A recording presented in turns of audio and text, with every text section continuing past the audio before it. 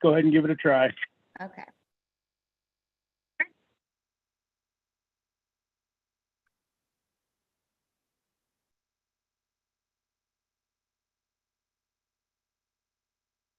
Okay, it looks like we are live and ready when you are, Mr. Mayor. Okay, we'll go ahead and call tonight's meeting to order. It's a regular meeting of the Soldovia City Council, Monday, September 26th, 2022. Time is 6:05 p.m. We'll go ahead and do a roll call. Nathan? Here. Sweat? Here. Rojas? Here. Kennedy? Here. Wick? Here. Peyton? Mr. Mayor, Councilmember Peyton said she will have to arrive late this evening. Okay, so we have 5 out of 6 currently present. We do have a quorum. Okay, if you can go ahead and lead us in the Pledge of Allegiance tonight, that would be great.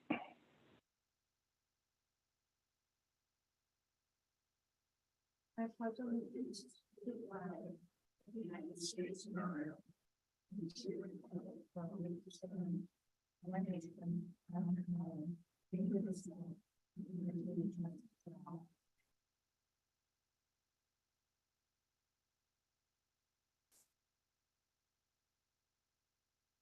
Okay, thank you. So the only absence we have right now is Peyton, and hopefully she'll be able to join us here in a bit. Agenda approval, we'll go ahead and look for a motion to approve tonight's agenda. Motion to approve tonight's agenda is written. Second. Okay, we have a motion by Rojas to approve tonight's agenda. We have a second by Sweat. Any further discussion on the agenda before we vote?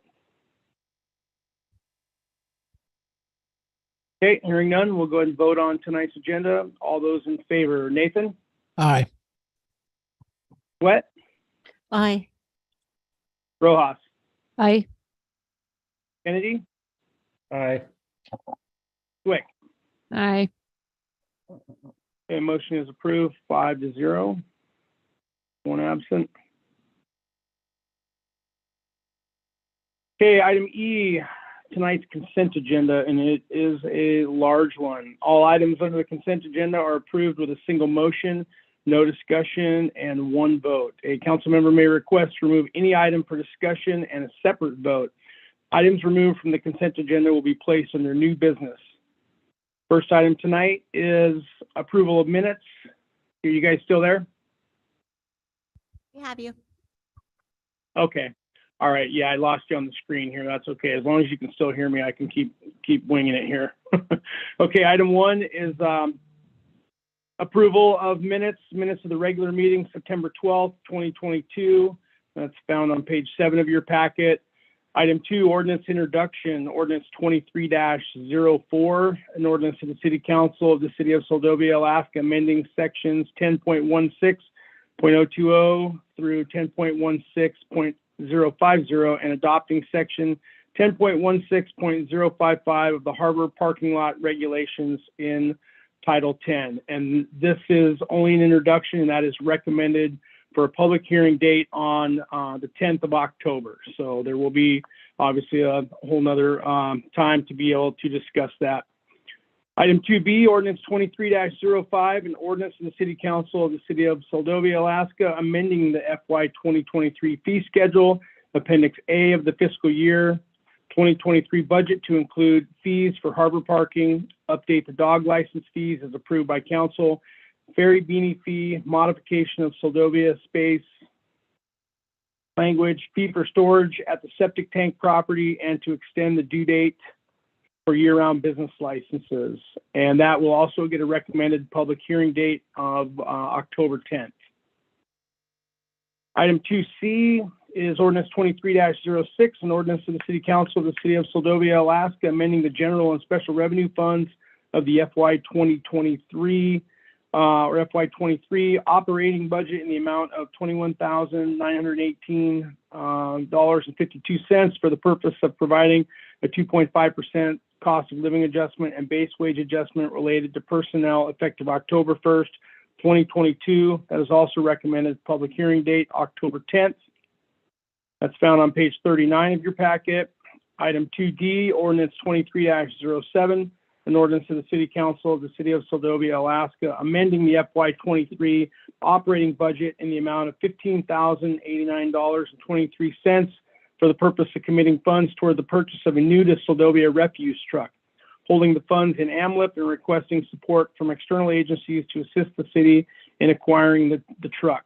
That is also recommended public hearing date of 10/10, and that's found on page 41 of your packet.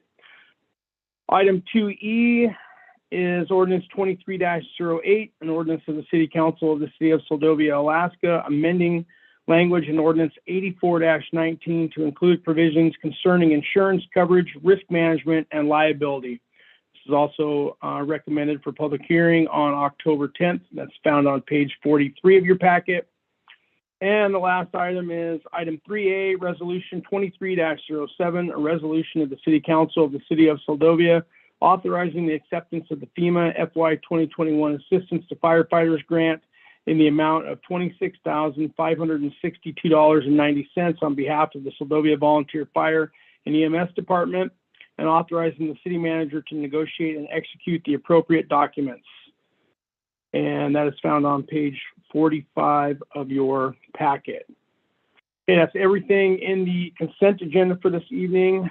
Does any member at this time wish to remove and discuss any items separately on the consent agenda?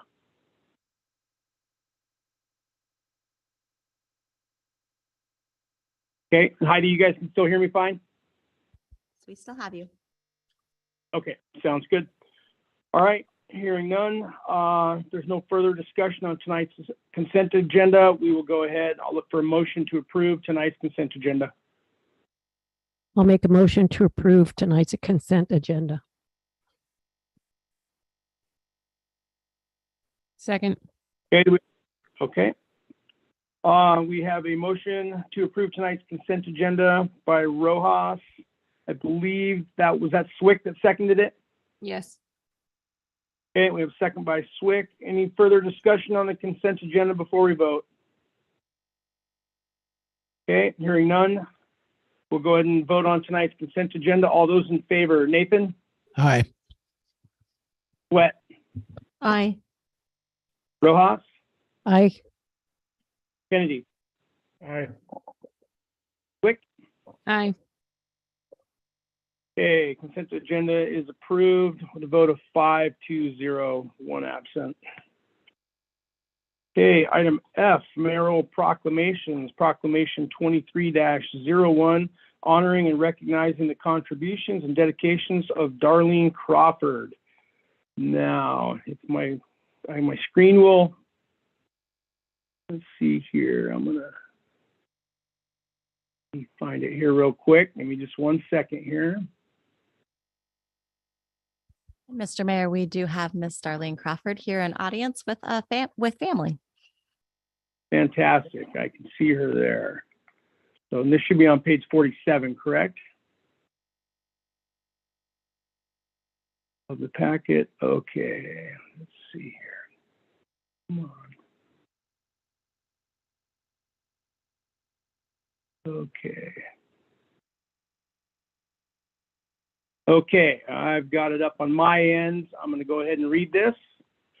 Mayoral proclamation honoring and recognizing the contributions and dedication of Darlene Crawford. Whereas Soldovia and Darlene Crawford grew up in Seward, Alaska and moved to Soldovia in 1959. And whereas Mrs. Crawford raised her children in Soldovia and has promoted the community as a nice place to raise a family. And whereas Mrs. Crawford has held several multiple volunteer leadership positions within the community, including the mayor of Soldovia, city council member, Soldovia Volunteer Fire Department / EMS dispatcher, chairman and treasurer of the city's Soldovia Arts Council, treasurer of the Soldovia Bible Chapel, board chair, treasurer and secretary of the Soldovia Chamber of Commerce, in addition to offering her extensive historical knowledge of Soldovia and being the Citizen of the Year in 1991 and honorary Old Crab in 2014. And whereas Mrs. Crawford's service to the vibrancy and economic development of the community also extended into her professional life, including 6 years of work as plant accountant at Wakefield Seafoods, 6 years at the city of Soldovia as city clerk and treasurer, 32 years of work and commitment to the Soldovia Native Association, Inc. as their chief financial officer, while also owning a photography and ceramics business. And whereas Mrs. Crawford's contributions and dedication to Soldovia will continue to shine as a result of the lasting positive impact she has had on the community. Now, therefore, be it resolved that the mayor of the city of Soldovia, on behalf of the entire city council and its citizens, honors and recognizes the contributions and dedication of Darlene Crawford and thanks her for her extensive service to the community.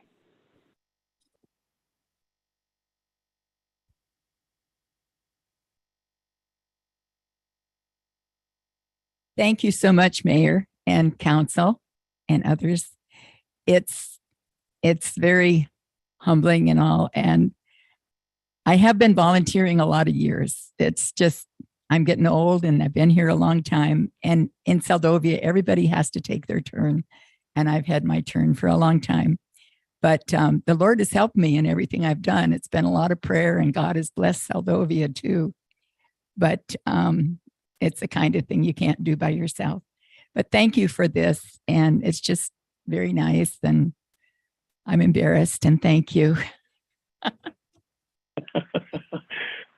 Thank you, Darlene. We truly appreciate all the contributions you have made to the community over all the years.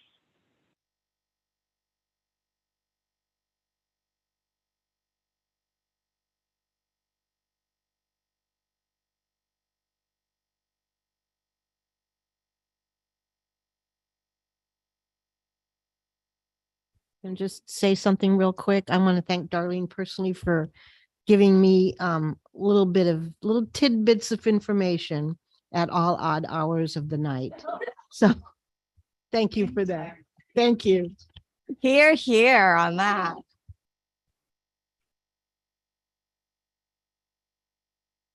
All right. Well, thank you again, everyone. We truly appreciate it. And Darlene, especially all your contributions. Again, thank you very much. Much deserved.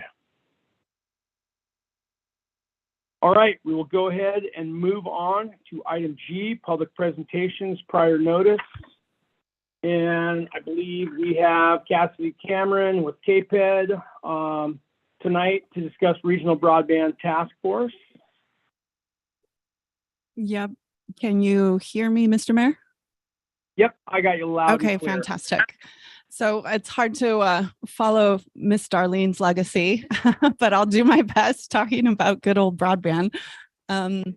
So as you know, the Kenai Peninsula Economic Development District is a nonprofit regional economic development organization established in 1988. We serve the residents and communities of the Kenai Peninsula Borough in South Central Alaska. And as the first federal economic development district designated in Alaska, as well as the first Alaska Regional Development Organization, or ARDER, KPED has actively pursued, it's an alphabet soup. We've actively pursued development opportunities for the region. So we've been around for a while. I've been with them just about 2 years. And recently, within the last year, we have developed our Kenai Peninsula Regional Broadband Task Force. And I was invited to share a little bit about our focus and the programs that we are focused on in order to make sure that the funding opportunities that are available at the federal and the state level are leveraged and strategized for the Kenai Peninsula to strengthen our broadband infrastructure. So thank you, Mr. Mayor and Council and community of Soldovia. We have, let's see here. So, oops, nope. Yes, next slide. So again, we had a variety of different discussions with different leadership groups within the state, within the borough, at the state level, and then also at the federal level.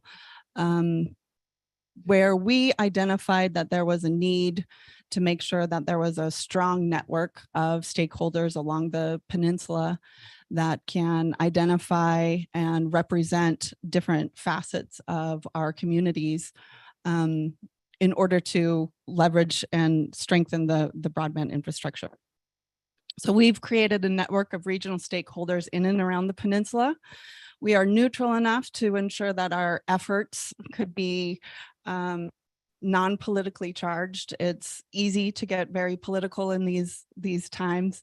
And we just want to make sure that all of our communities are represented and that the infrastructure money that the federal government has organized and written their legislation upon has made it to our communities without any with being nonpartisan.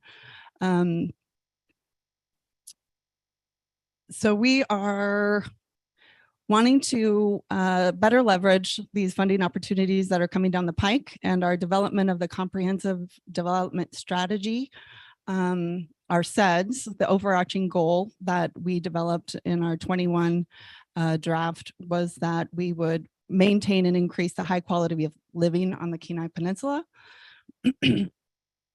Those critical components to do that is to expand broadband access across the borough and increase and strengthen our access to technology and telecommunications, which is a key element to success and strengthening of all of our economies and systems on the Kenai Peninsula. So the task force is made up of 13 regional partners and stakeholders jointly coordinating efforts to strategize and plan for the maximization of funding and project resources that contribute to the Kenai Peninsula's infrastructure and strengthen the potential pathways for economic development, sustaining that high quality of living that we're all afforded to experience, and increasing that broadband connectivity as identified in our SEDS. So next slide, Heidi.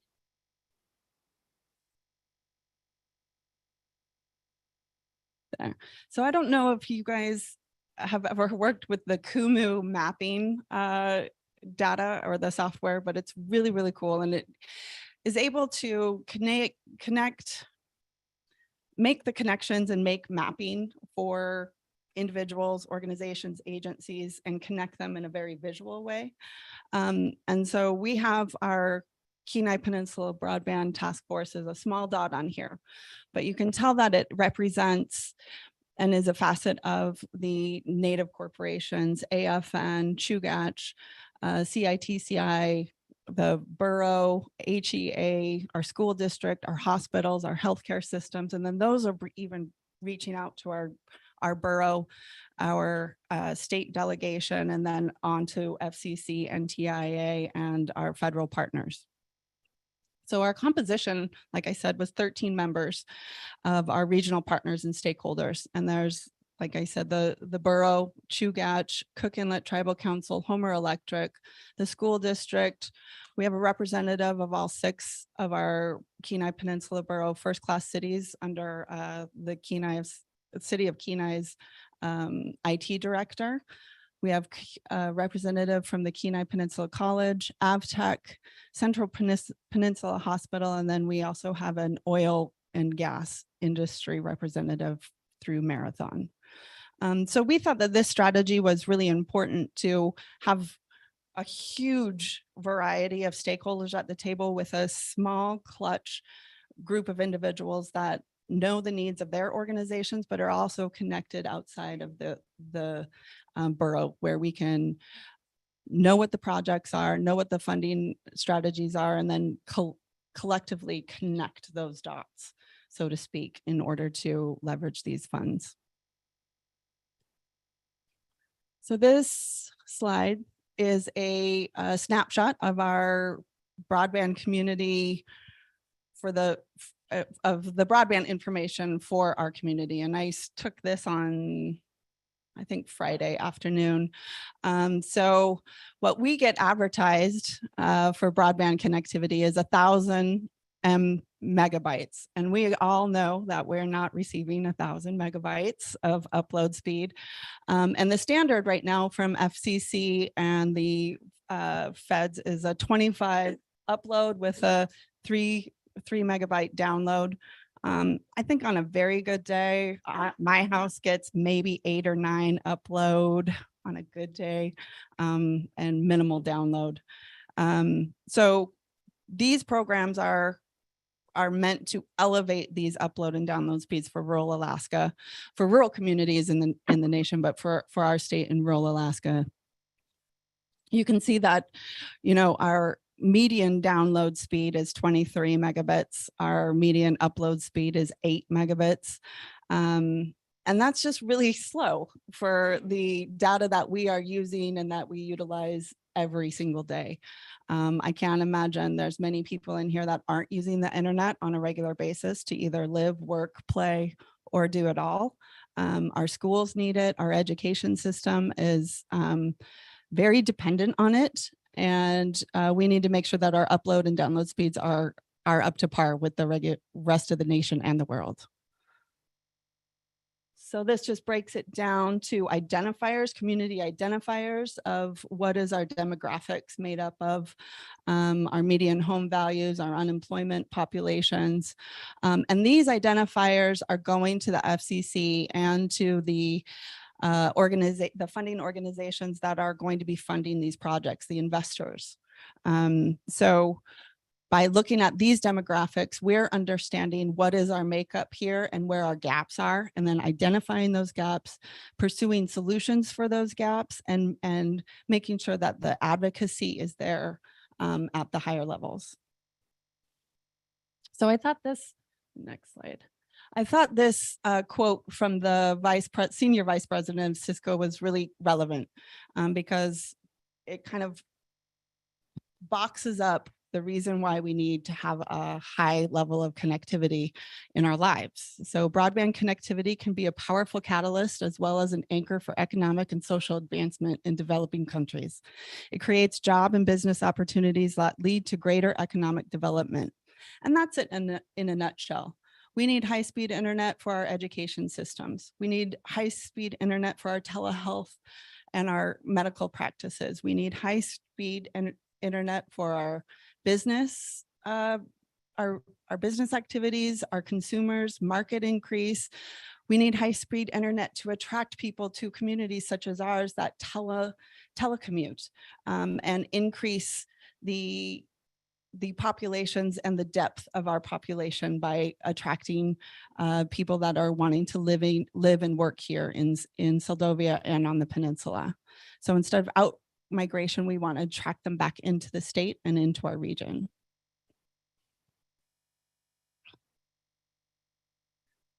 So we had a couple of summits over the summer. One was just recently at the beginning of this month, but the state of Alaska, DCCED, has stood up an Office of Broadband.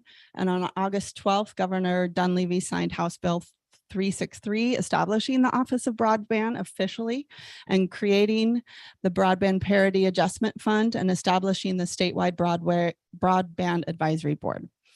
So last November, the state of Alaska produced a task force. They created a task force, and that task force made a number of recommendations to the governor.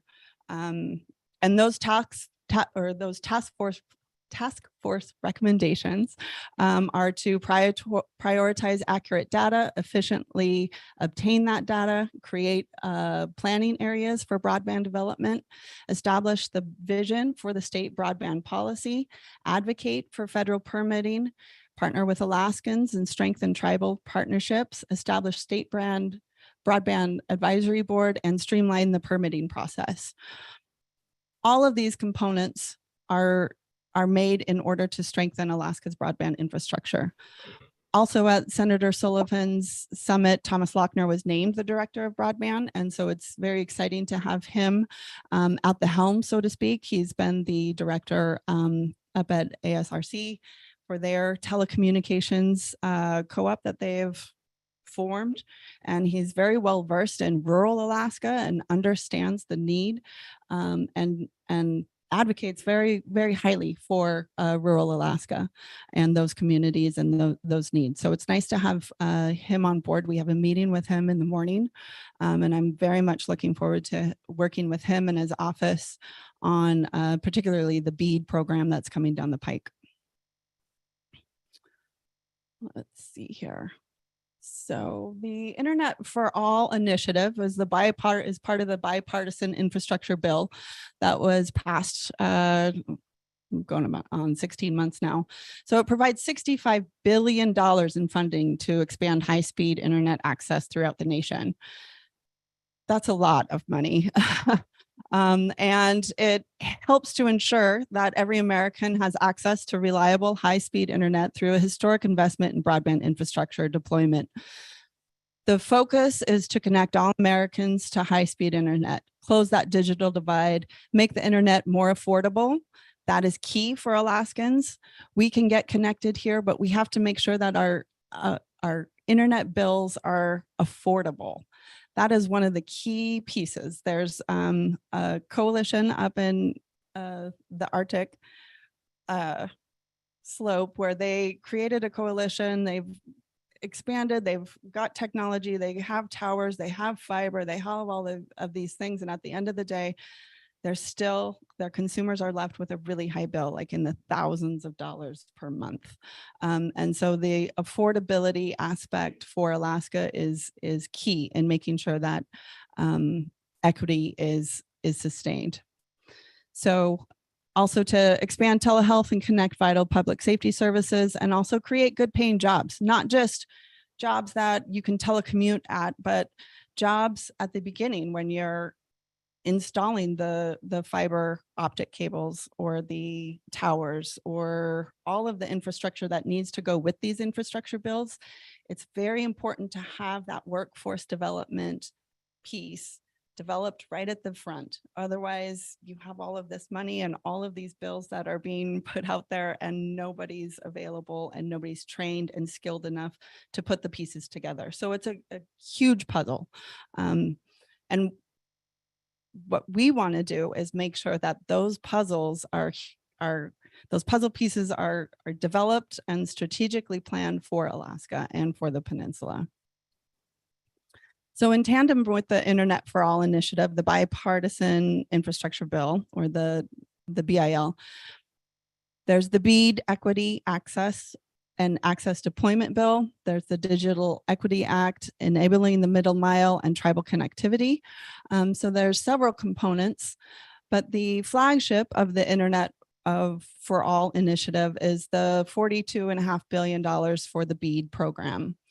This is a 5-year program, and it's formula based, so that states and territories and the District of Columbia, their formula funding goes into kind of a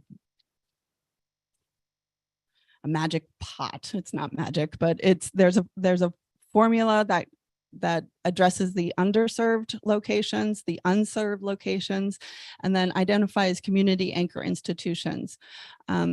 And again, with the upload and download speeds that are throughout Alaska, all of those pieces are going into kind of this formula that identifies how much funding each state will receive. The state of Alaska is set to receive $100 million minimum state allocation. Their letter of intent and the letter of award their letter of intent was submitted in July. The award is coming down the pike, hopefully should be hearing back from them soon. And so the deployment of those funds and that plan is going to be underway immediately once they get the notice of funding. That's a lot of words. I won't say those. So I'll just briefly go through these. So within that 43 million and the 65 million is the Affordable Connectivity Program, the Middle Mile Grant Program, the Digital Equity Planning, Digital Equity Capacity, and the DEA grants. tribal broadband connectivity programs, which I don't know if you read recently. Last week, they released 29.3 million for the native village of Port Lions. So they will be getting high-speed fiber optic services into not just Port Lions, but around surrounding that area through Kodiak. Again, $96 million has already been applied for and awarded to these various tribes, and Salamantoff is probably the most local tribe on the peninsula that has received fundings through this connectivity program. So the Broadband Reconnect program has $2 billion awarded within it, and there's been 4 different phases of it. Reconnect 1 through 3 has had 11 awards with $210 million awarded. Reconnect 4 is open. It closes on November 2nd. And this program is a USDA program, and it has a variety of different components. So applicants could fit a number of different boxes, and it's very much, it's not a open and shut type of a grant program. So there's a grant for Native corporations, tribal governments, persistent poverty areas. There's a loan program that is with a fixed interest rate of 2%. There's a combination, so you could get creative, and if you had a partner or a coalition with say a Native corporation, and then you're wanted to take out a loan, you could do a combination of the two. There's up to $300 million available in that program. There's also a 100% grant for projects that are serving areas that have 90% of households that lack sufficient access to broadband, and then a 100% grant program up to $150 million available for potential awardees that meet that 100 megabits upload minimum service requirements. So that's pretty much all of Alaska right now. On September 23rd, Senators Lisa Murkowski and Dan Sullivan announced $63 million in broadband investments for Alaska for 2 telecorp corporations down in Southeast, for Arctic Slope Telephone and Alaska Telephone Company. So they're slated to get that investment from USDA through this Reconnect program. Entities that are available or eligible are corporations, LLCs, limited liability partnerships, cooperatives, states and local governments, including any agency, subdivision, or an instrument of polysub, and then a territory or possession of the U.S. Indian tribes as defined. And while co-applicants are not eligible entities, 2 entities can partner, with one being the lead applicant. And then within that partnership, they'd have an MOU and some legal documents addressing that relationship. But at the end of the day, the funding agencies are talking and communicating the need to join together, to partner together, to have stakeholder engagement across the board. And that is what they're interested in investing in. These coalitions and these relationships create resiliency and sustainability for the projects. So it kind of guarantees it lowers the risk for an investor. And when I say investor, I mean the USDA and the NTIA and these. Oh, there we go. So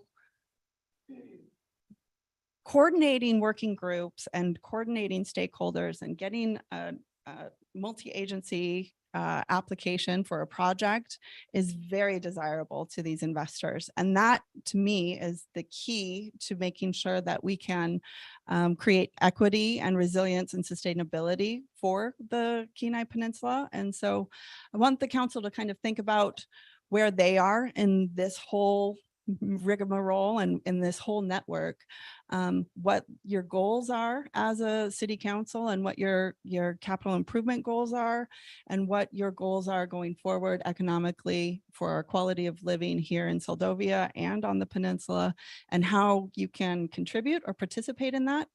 The Rasmussen Foundation is partnering up with the state of Alaska, and they're going to be doing the public outreach and engagement for the state of Alaska on this planning portion of the BEAD grant.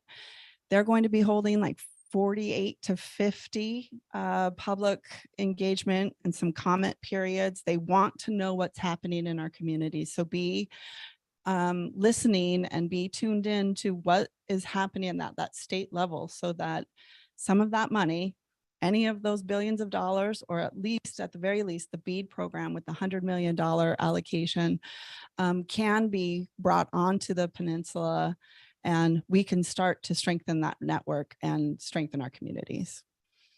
So it's a lot of info. You guys have the slide decks, or Heidi has the slide decks. And then if you have any questions or comments or would like more info, let me know.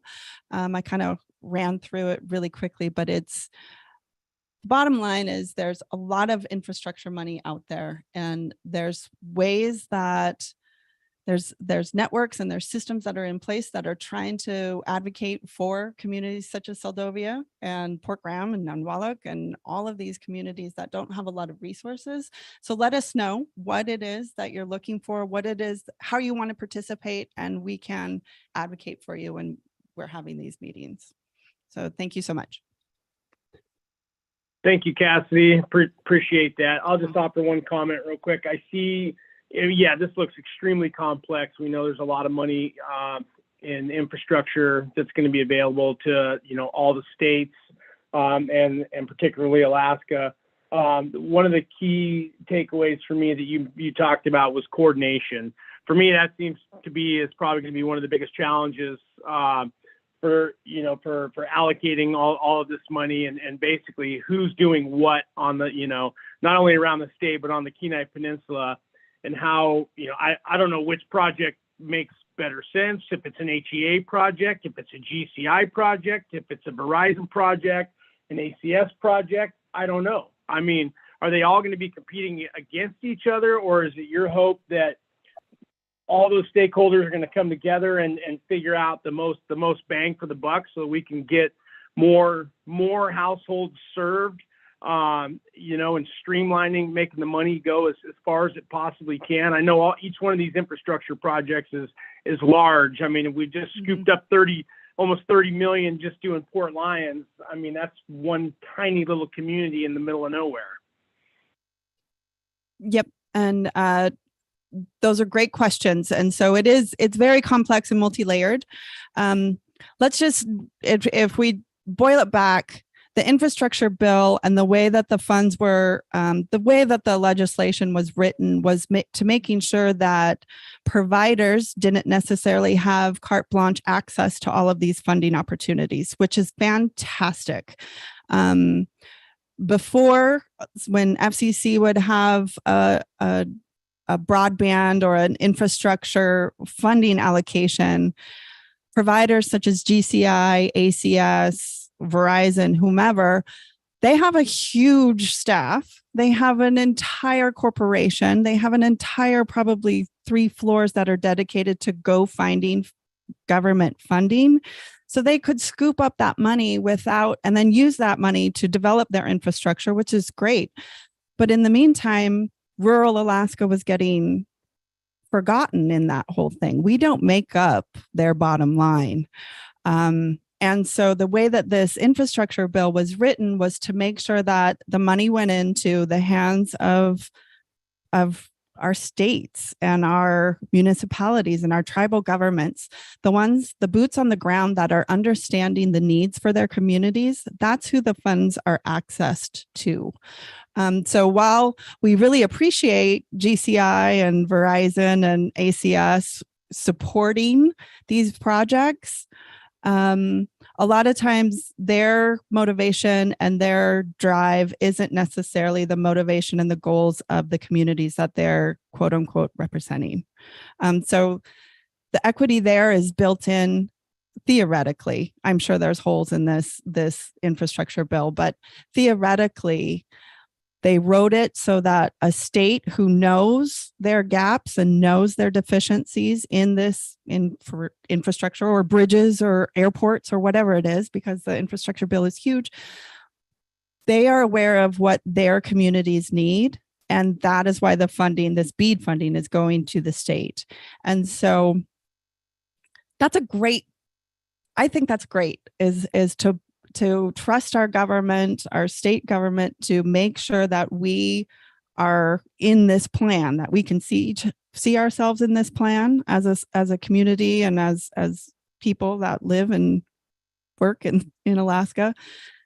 So that's one piece of it. So that's why being engaged in these next steps is crucial. This is how we always kind of kid in circles about how loud or how boisterous Soldovians are when we need something from the school district, or if something at the assembly is affecting us, and we have a voice. We have to find that voice in terms of a broadband perspective and make sure that voice and that advocacy and that ourselves are being represented at that level. Does that help, Jeremiah? Yeah, no, and I know this could go on. I mean, literally, I could sit here and talk for hours. This one subject. I do talk for hours about this. I did it for about 8 hours today.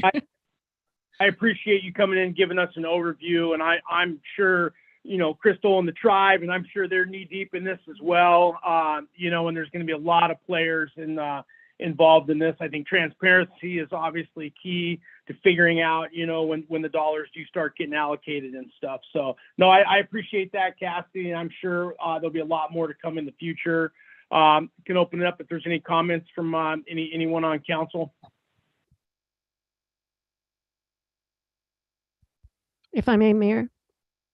Yeah, you bet, Vivian. Go ahead. Yep. Oh, yeah. Thank you very much for your presentation. So I guess, we do have as one of our priorities broadband, but what would you suggest that Soldovia should be doing if that were we're not doing already?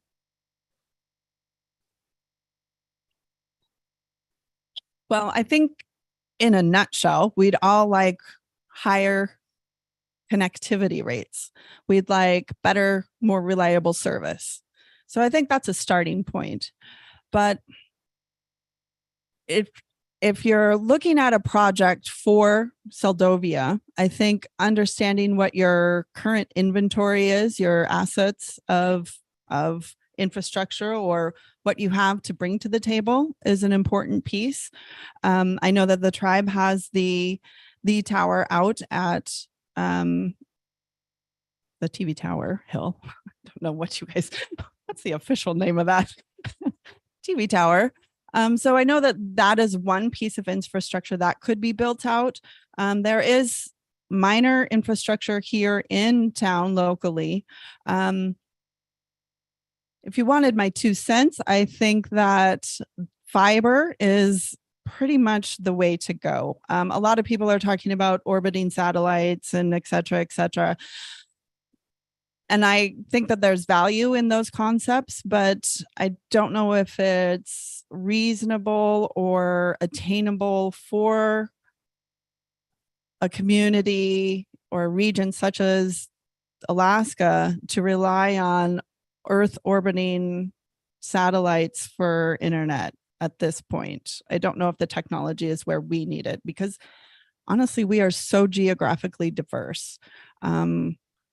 We are so spread out. We have literally mountains ranges that separate our areas. We water taxi and fly into our community here. So that's not normal down in lower 48. So understanding the geographic challenges that Alaska takes, I believe that with a 5-year action plan, as most of these programs are 5 years, 5 to 7, these funding, if we're going to do something in 5 years, I feel like it needs to be fiber. And so we have been discussing, we have our HEA representative on our regional board, and we've been discussing with that individual as well as with Chugach and CITC, and I believe Soldovia Village Tribe has been engaged in some of those discussions about how fiber could be taken from the road system over to here and serve these communities on this side of the bay. I think there's some light to that concept, and I think there's some legs. I think it needs to happen with a little bit more direct coordination and discussion and planning, and then strategize behind that. So the pieces are there. I think it's just, we're still at the beginning, you know, when you do a huge puzzle and you're putting the outside edges, we're still putting all of those outside edges together. But then pretty soon then when you get into a puzzle and it starts to work out, you've got like 5 pieces in a row and you feel so good. I think we're going to get there. But we're putting together that outside edge of the puzzle together. And I think it has to do with specific stakeholders, understanding what their needs are and understanding what risks they think are involved. Everybody's not going to have the same level of, yeah, let's do this together, right? Not a lot of people in certain positions have that, yeah, we're going to do it together. There's a lot of pieces to connect.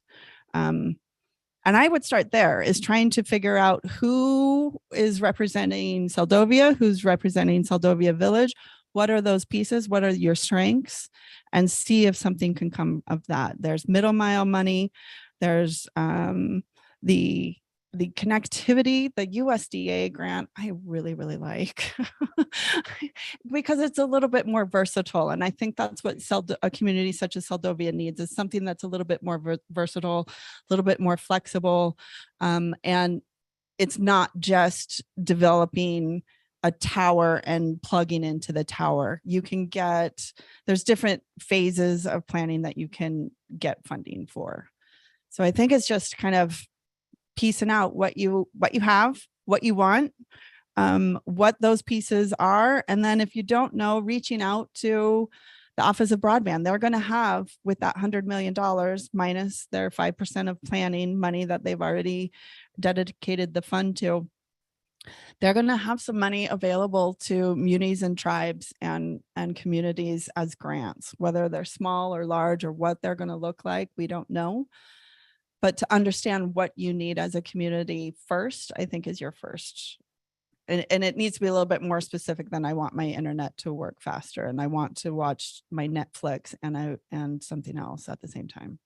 So yeah, I could talk forever. You guys better stop asking questions.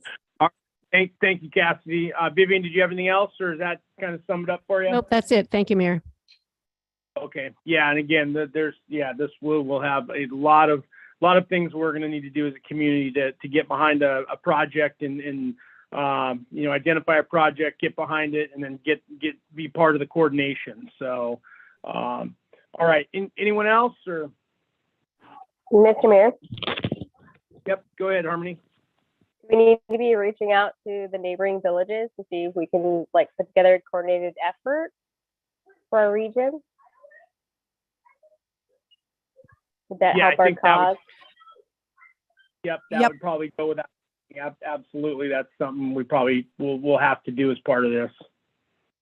Yeah, through the mayor, Harmony, to address your question, we have a Chugach representative that is working very directly with Port Graham and Nunwaluk, as well as CITC. So we have those discussions that are happening, and we're trying to help with, any lifting and any of the nitty gritty that they need help with. Their capacity is much smaller than even Soldovia. And so we're trying to bridge that gap for them and make sure that they are advocated for, and also in the mix when we're talking about potential projects on this side of the water. Okay, so I just, in other meetings that I've attended, from what I understand about this topic, be as successful as we're going to be for a place like us, we're going to need to go as like united front, not like us, them, and the other guy, right? Like, just if as a council we need to take actions other than just having it as a priority, these are the steps we need to take, right? Like, we need to reach out to the NAMWLIC and program councils and ask if they'd be willing to participate, or we're just going to rely on you guys to do that all for us. We're just going to sign our name to your petition. I'm sorry, I got to the conversation late, so I'm just trying to catch up. Yeah, I think that's that's part of the coordination effort, right, Harmony? It's I think there's a long way to go. There'll be, once the Chugach rep is probably the best one to that's been working with those communities, and then at some point we'll all come full circle into this, and it'll all make sense here at some point. But yeah, there definitely needs to be coordination between all the communities for sure. All right, thank you. Okay, anyone else?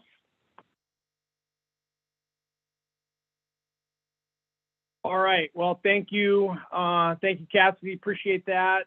Lots of information. I'm sure there'll be much more to come here in the future. All right, let's keep rolling here, and then let's see. The next item is item H, public presentation for items not on the agenda. Anyone from the public tonight that wishes to speak? Yes, Mr. Mayor, we have a Miss Laurel Hiltz. Okay. Can you hear me okay, Mr. Mayor? Yeah, I got you loud and clear, Laurel.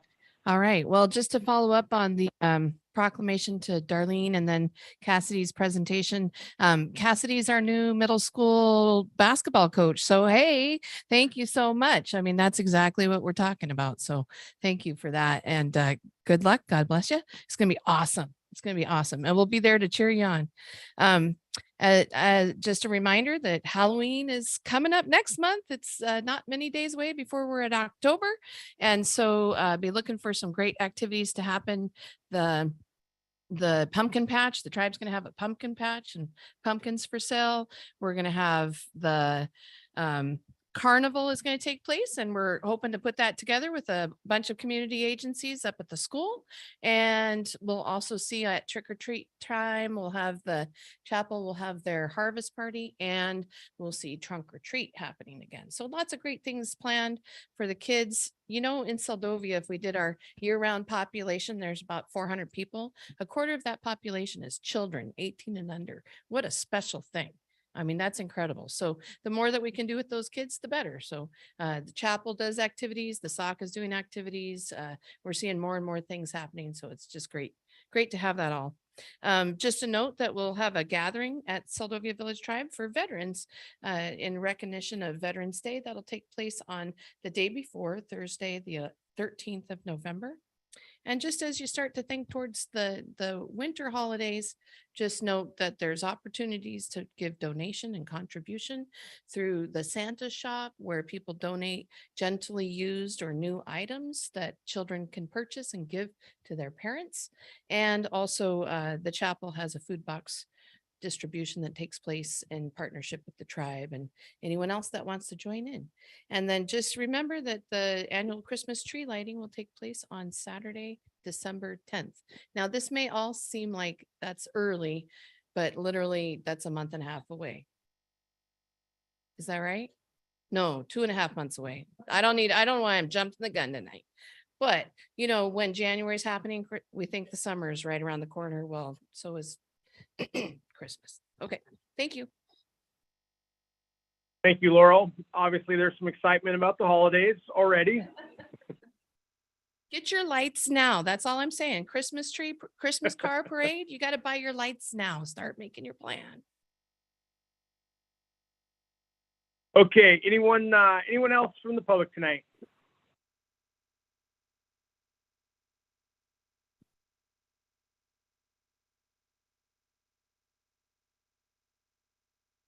Sorry, Okay, Mr. Mayor, that's no that one was my hiding? cue. Nobody else from the public this evening. Okay. Yeah, I'm on the phone. So unless it's in the mic, I can't hear. Okay, perfect. Let's see here. Thank you. We'll move on to item I, Committee and Advisory Board reports. And tonight we have Walt Sonnen with the CERCAC Director Report, and that's found on page 48 of your packet. And Mr. Mayor, if I may, this is just a Yep. written report provided. He did provide a verbal report at the last council meeting. So that is there on page 48. And it didn't make it onto the agenda, but there is a second committee advisory board report after that with Dr. David Chambers, who's here in person, and he provided the report in the laydown. Okay. Sounds good. Okay, did anyone have any question on Walt's CERCAC report tonight?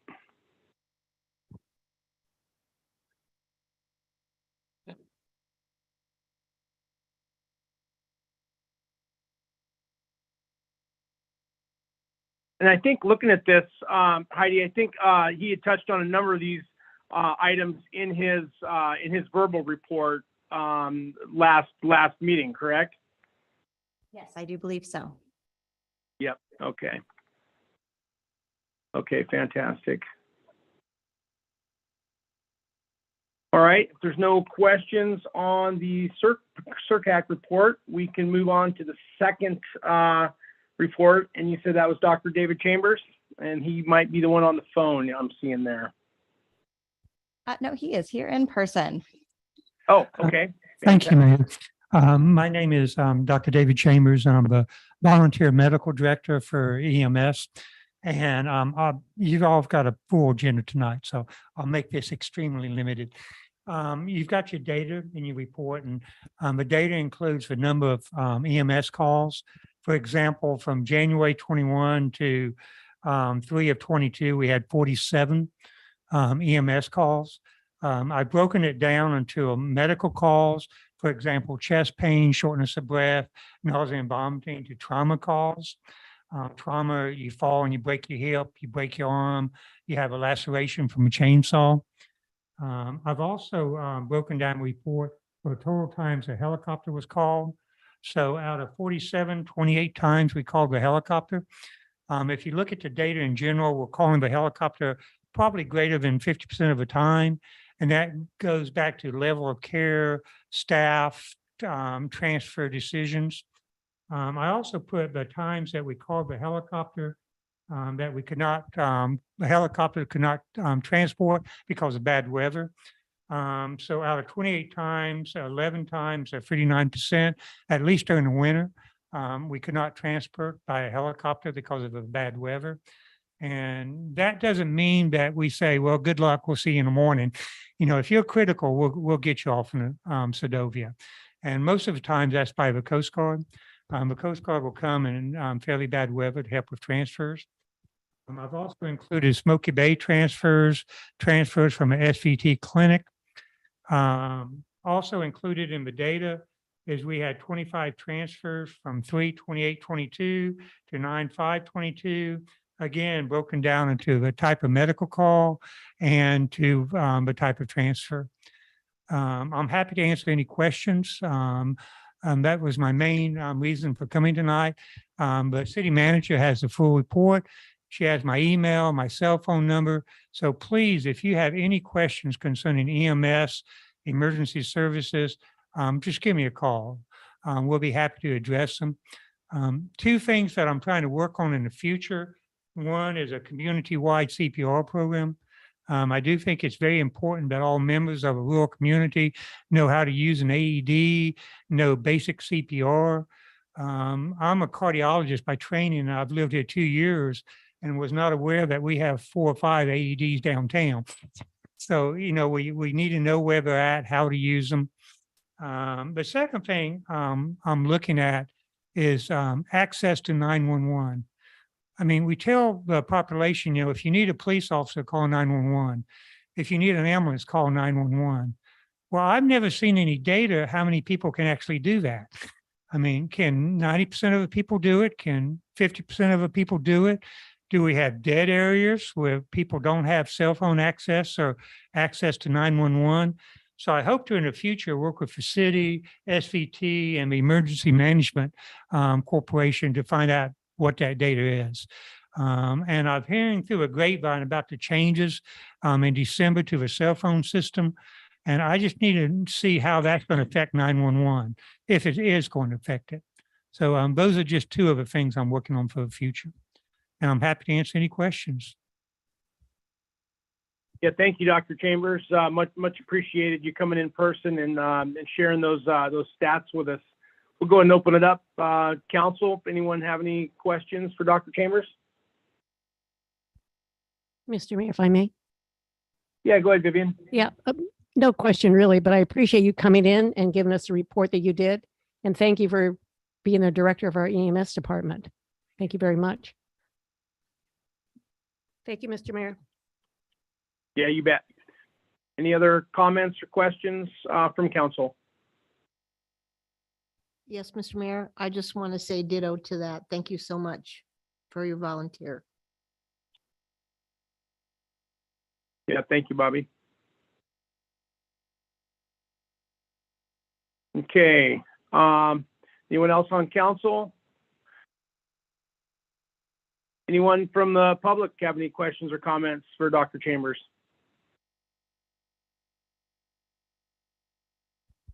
I'm not seeing any hands raised at this time, Mr. Mayor. Okay, thank you.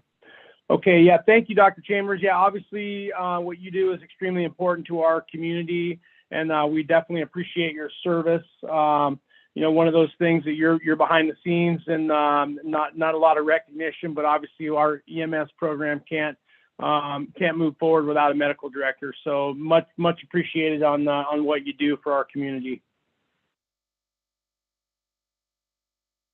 All right, we'll go ahead and move on tonight. Item J1, the finance report. That's going to be found on page 50 of the packet.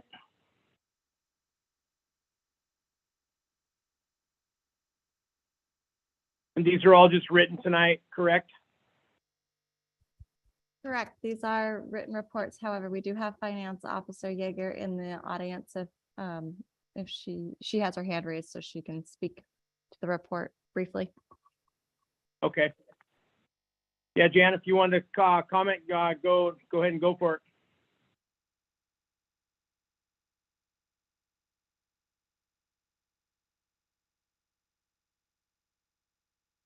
You're muted, Jan, if you're trying to speak. Hey there. Okay, can you hear me? Hopefully you can hear me now. We can hear you Yeah, now. loud and clear. Okay, thank you. Yeah, Heidi had promoted me to panelist when I was still at the office, but of course, when I transferred home, that went away, and so needed to be re-entered there.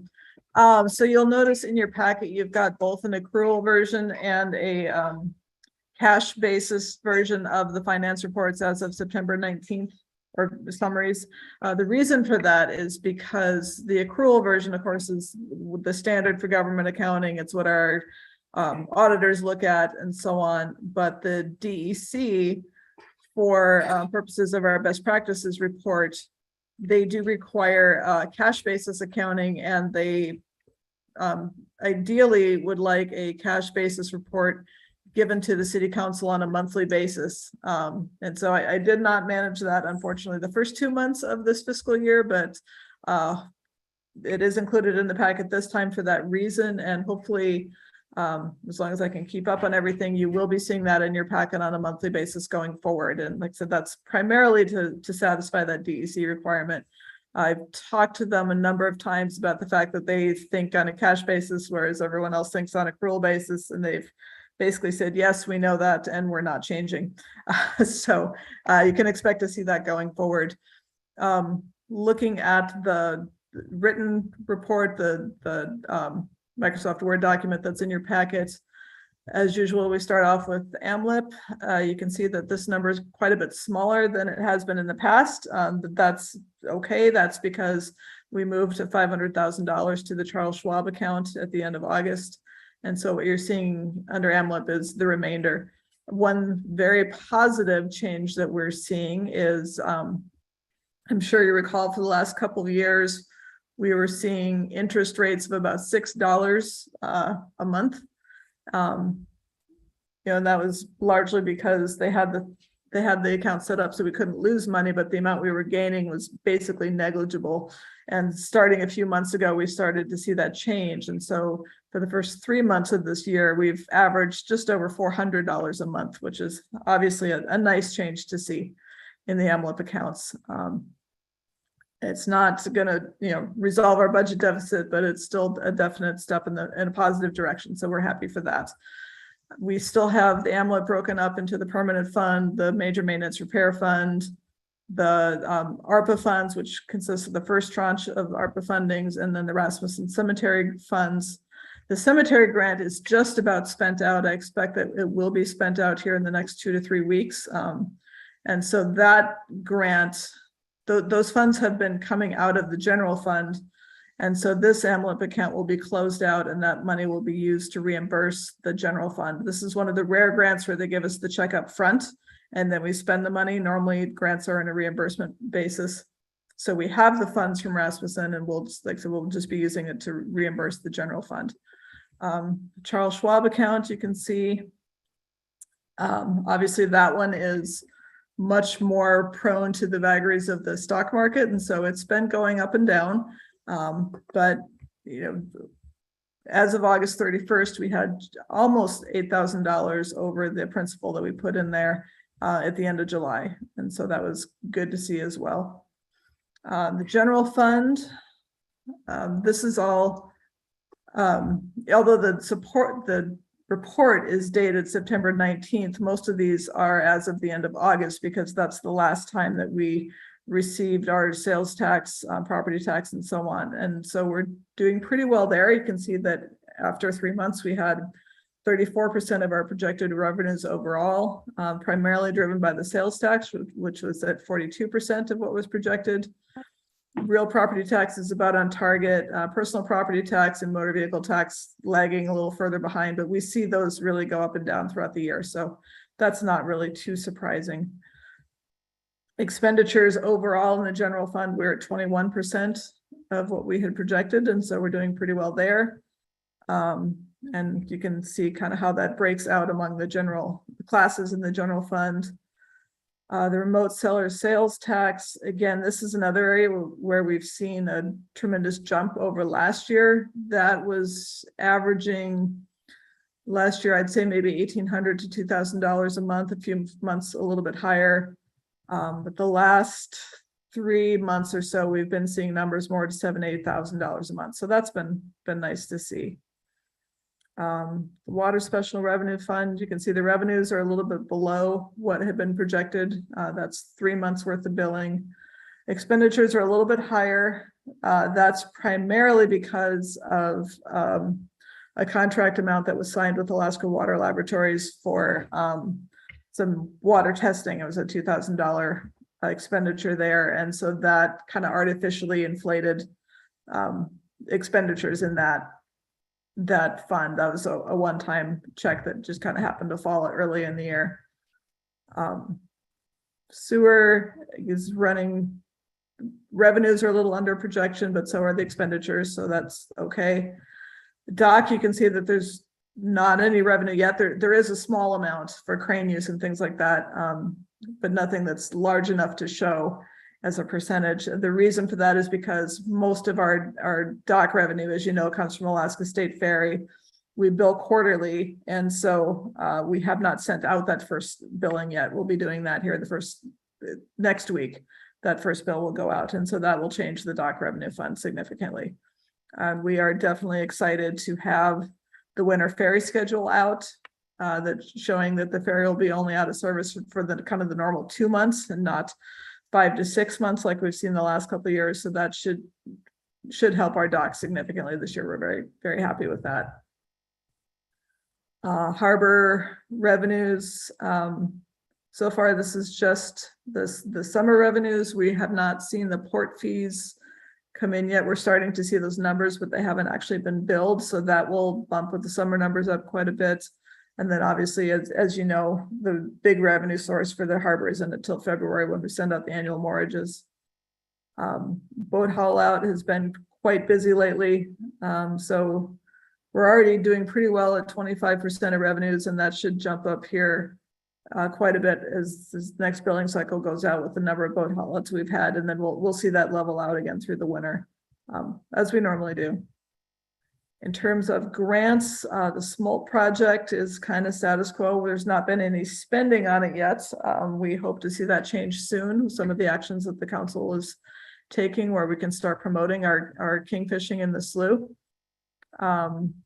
ARPA, also, there's no actual expenditures that have been made yet, although funds have been committed. The second tranche was received in August, so that's another $33,000. Because that is used for revenue replacement, that went straight into the general fund, and that will not be tracked to the same level of detail that the initial tranche was or is being tracked. Senior meals is still kind of in a holding pattern.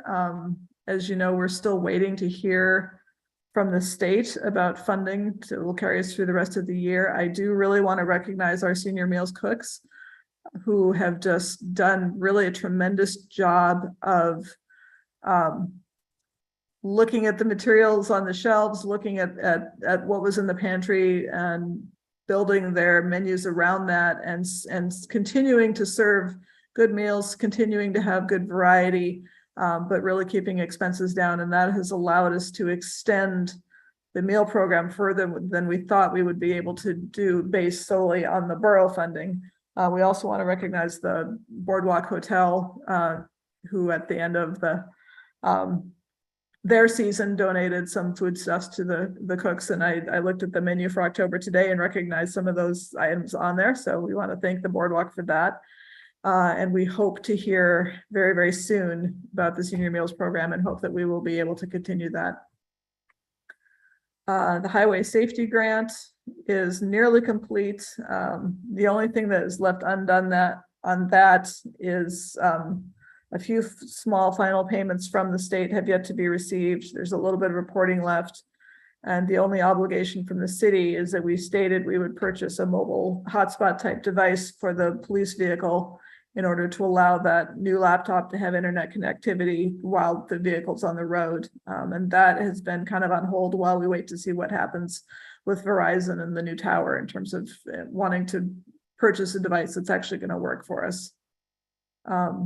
And then the community development block grant, things are starting to happen there. I know people have been over and measuring, and some materials have been ordered, and we have expended about $39,000 out of that, the majority of that being an initial payment to the contractor. That again is a reimbursement type grant. So those funds have all been reported, and we, with the initial month of reporting, we saw a pretty quick reimbursement from the state. And so we're hoping that that is a sign of things to come for that grant as well. And that is the basis of my report, and I am open to any questions. Yeah, thank you, Jan. Appreciate that. Thank you for sharing the detail on that. Go ahead and open it up to council. For anyone on council have any questions for the finance officer?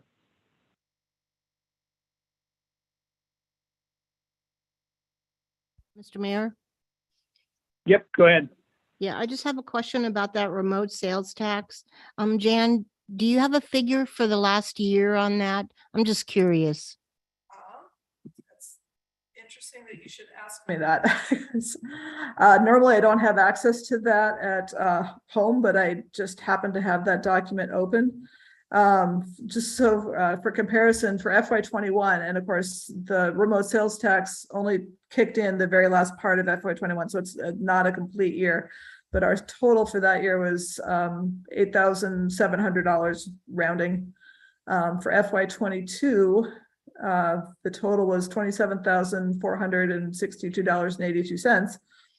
And so that was for all of FY22. And now in FY23, where we're just really kind of getting rolling, we are already at $15,835.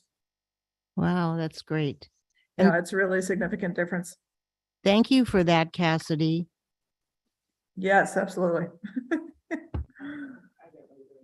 Well, you brought it about. Yes, you did. Okay, thanks. Okay, thank you, Bobby. Thank you, Jan. Anyone else? Questions for the finance officer? Mr. Mayor? Yep, go ahead, Vivian.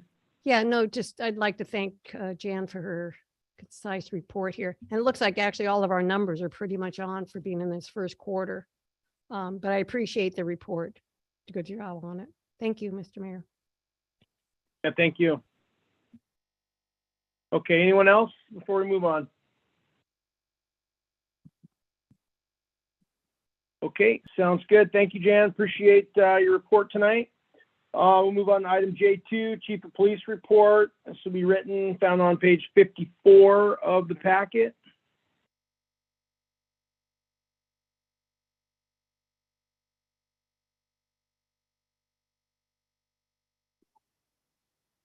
Do you need me to add to it?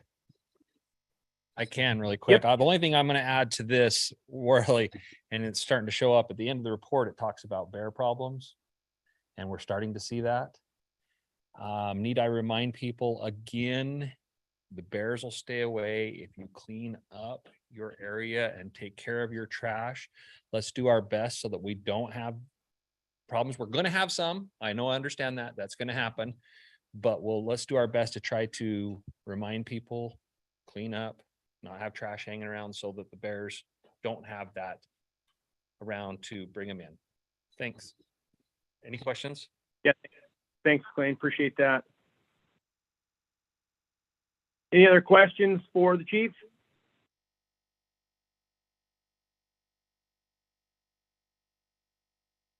Okay, sounds good. We'll keep moving here. Item J3, Harbor Masters report. That's on the next page on 55.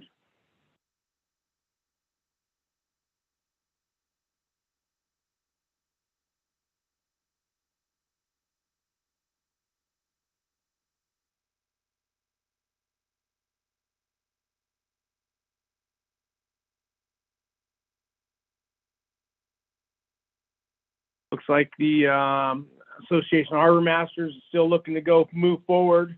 That actually is supposed to start today. Did Layla make it up to, is she up in Nome here as well? Mayor, the conference got moved to Anchorage, but yes, she's in Anchorage. Oh, they did. Okay, gotcha. Okay, good. Okay, any questions or comments on the Harbor Masters report?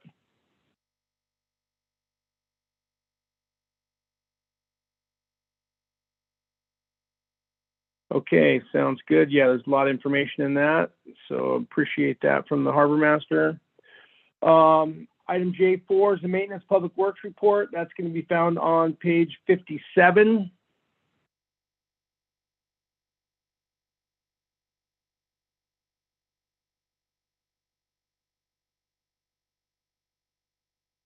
Like all the typical fall stuff's going on, lots of stuff moving there. Then we got the roof repairs. I think the roof repairs are either done or pretty much all getting real close at the Flu building. I think they're all the way done. Let's see, any additional updates on the grader delivery? You know, it was still making its way to Washington last meeting. Yes, so I can share that the grader has arrived to the NC Machinery Tukwila shop, and they're just waiting for a shop bay to come available so that they can work on the prep of the grader. So it's the next machine that was scheduled to go in. And so hopefully it's going to be heading north real soon, like within the next week. Boy, timing will be just about perfect. Probably get here just before the snow flies. So hopefully the guys will have a little time to get out and get it broke in and work with it before the big snow comes. So, okay, any other questions, comments on the Maintenance for Public Works report? Okay, item J5, City Clerk report. That's Title 18 update found on page 59. Yes, thank you, Mr. Mayor. I will keep this brief, but I was asked to provide an update of what was happening with the Planning Commission. They did complete a Title 18 overview for the creation of the land use table, as you know, last year, as well as a update to the commercial business district. There are a few additional amendments that could possibly coming down the pike here soon that they're in discussion of right now, just from things that they've been hearing from public. And so that was supposed to be discussed at the last meeting, but as you may be aware, we are still having a challenge with membership. We do have 4 members, but could use a 5th. And after that last review of the Title 18 definitions, supplemental regulations, and land use table, comes once they are done reviewing that, they can bring it forth to the Soldovia City Council for approval. Or if you have more changes you want to refer back to the council, or sorry, back to the commission, that would be a great time then. The Sedovia Planning Commission completes tasks related to the City of Sedovia planning and zoning, and those projects are typically brought forward to the commission by members of the commission, members of staff, members of the public, or they can be referred to the commission through the Soldovia City Council. Some potential upcoming projects for consideration of the commission that have kind of been on the back burner while we were trying to address some of these membership issues and that have been brought up in council meetings or through the public, or to research a vacancy ordinance, review the Soldovia zoning map for the districts and lots for zoning changes. If there are any changes that need to occur, that would be a huge project to take on, and to review permitted and restricted uses again for the commercial business district. So if council has anything that they wish to see, definitely bring that forward and we'll get that on their docket. But also, if you know anybody who wants to join entity of the city and get involved in local government, we can definitely use at least one more member of the Soldovia Planning Commission. Okay, thank you, Heidi. Appreciate that. Any questions, comments for the city clerk? Okay, thank you, Heidi. Appreciate the update. Let's see, item K, public hearings. We have none. Item L, unfinished business. We have none. And I'll tell you what I'd like to do is go ahead and take a short recess and stretch, get ready, and then when we come back, we'll get through these here. Try not to be here all night. So we got a lot of business to do down in new business.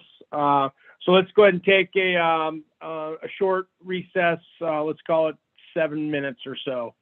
So we'll go ahead and stand in recess here.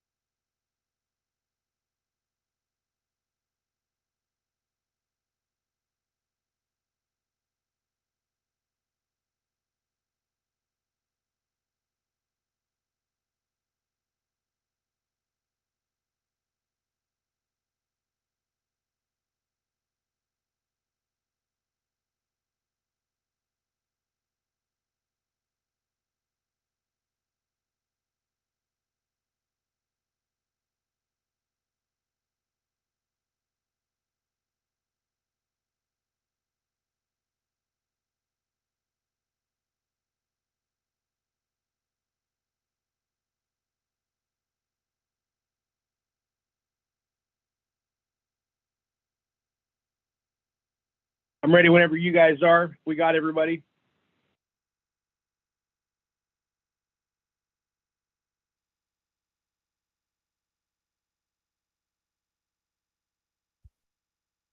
All right, everybody, think we're ready to go.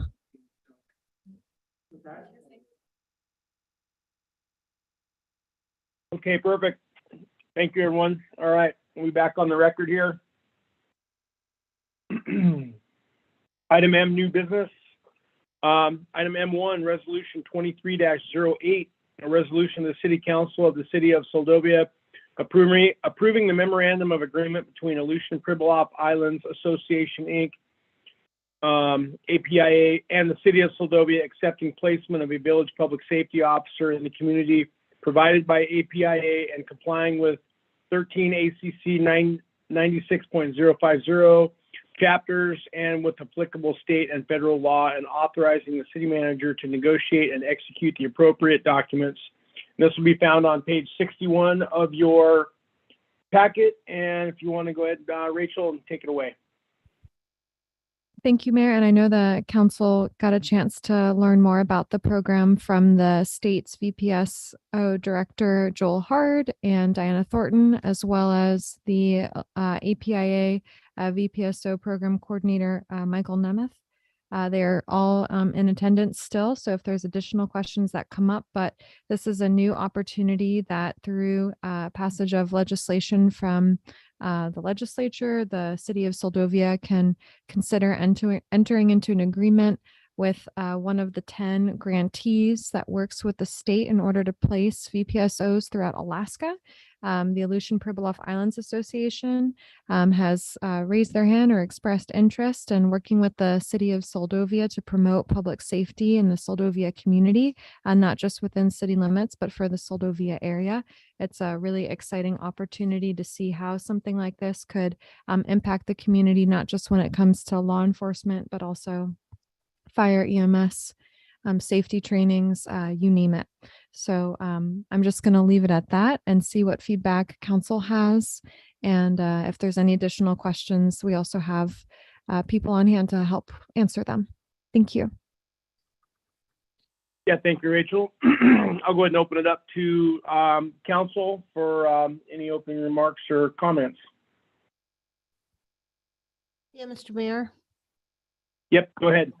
Yeah, I have a question for Rachel on line 46, where it states, while it will be a cost-saving measure, how does that, I don't understand. How will it be a cost-saving measure?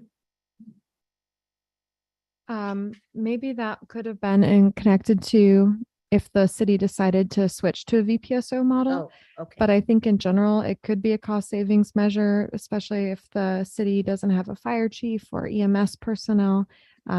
It's maybe increasing our capacity for that as well. But it won't actually save us any money. Right. Okay. Thank you. You bet.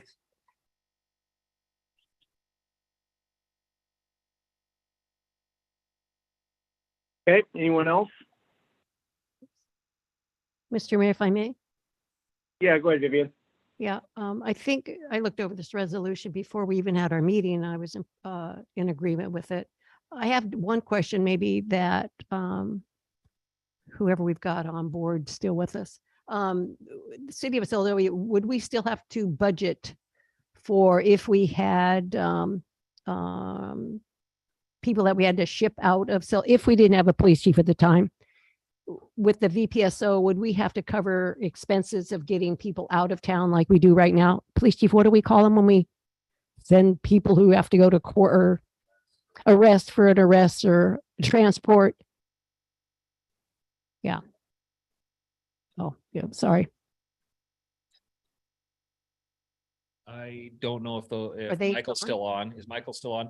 I bet you he could answer this best, but with them working with DPS, I would pretty much guarantee that the troopers would come over and transport them, because I think that's who they work with. But again, we probably need to ask Michael that logistics, but it's still an expense that sometimes you have in dealing with that kind of stuff, making arrests and transports and warrants and stuff like that. It's just something you have. Okay, yeah, Michael is there, so I guess I was wondering if we would still need to budget that if we didn't have a police chief at the same time. Thank Yeah, and I you. see he's got his hand raised if he wants to go ahead and chime in as well. Through the mayor, that is correct. The chief was correct. The village public safety officers, at least in my region, have done 99.9% of their own transports in the last 20 years that I've been with the organization in the program. And DPS has covered those prisoner transports. So I'm assuming it would still hold true for Soldovia. And if Director Hart is still with us, he might be able to clarify that, but I would think that it would be the same. Through the mayor, council members, it's Joe Hard. Typically, those costs are borne by the program around the state. So it shouldn't affect a budgeting provision for the city of Soldovia. Yeah, Mr. Mayor. Yeah, go ahead, George. Over the years, the state troopers used to charter Homer Air, and I'm sure other carriers as well. It's a lot cheaper for them to just put them on a Smoky Bay airplane or a Homer Air airplane and take them to Anchorage if that's got to happen, and DPS pays for that.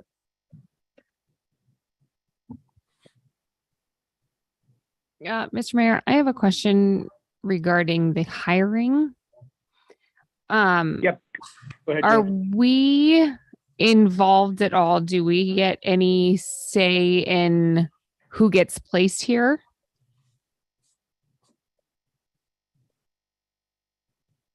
I'm guessing this is a question for Michael. Yeah. Yeah, I think it's Michael. through the mayor, that is correct. You would have some say in it. They are APIA's employee, and I would be their supervisor and actually the one doing the hiring. But I would certainly want the council involved in the interview process and having those discussions after we complete the interviews and talking about why you like someone over someone else and why I like someone over someone else and working through that. So yes, you would certainly be a part of that. Okay, great. Thank you. I just know I've heard rumors on the street of local people who want the position. I don't really know if anyone really understands how it all works. But yeah, it'll be interesting. I was just wondering if we had what kind of say we had in that, since they are your employees and you're the one in charge. Sure. Thank you. No, you would absolutely have some input in that. Great, thank you. Appreciate the response on that. Any other questions, comments from council?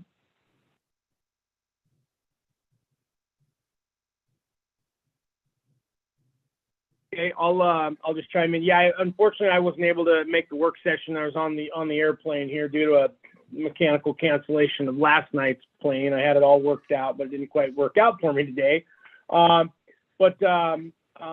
Yeah, generally I had, and I'm not sure if Vivian had shared my comments. Yeah, generally I am absolutely in support of the VPSO program. I think it's an exciting opportunity for Soldovia, and not only Soldovia, the surrounding area over on our side here.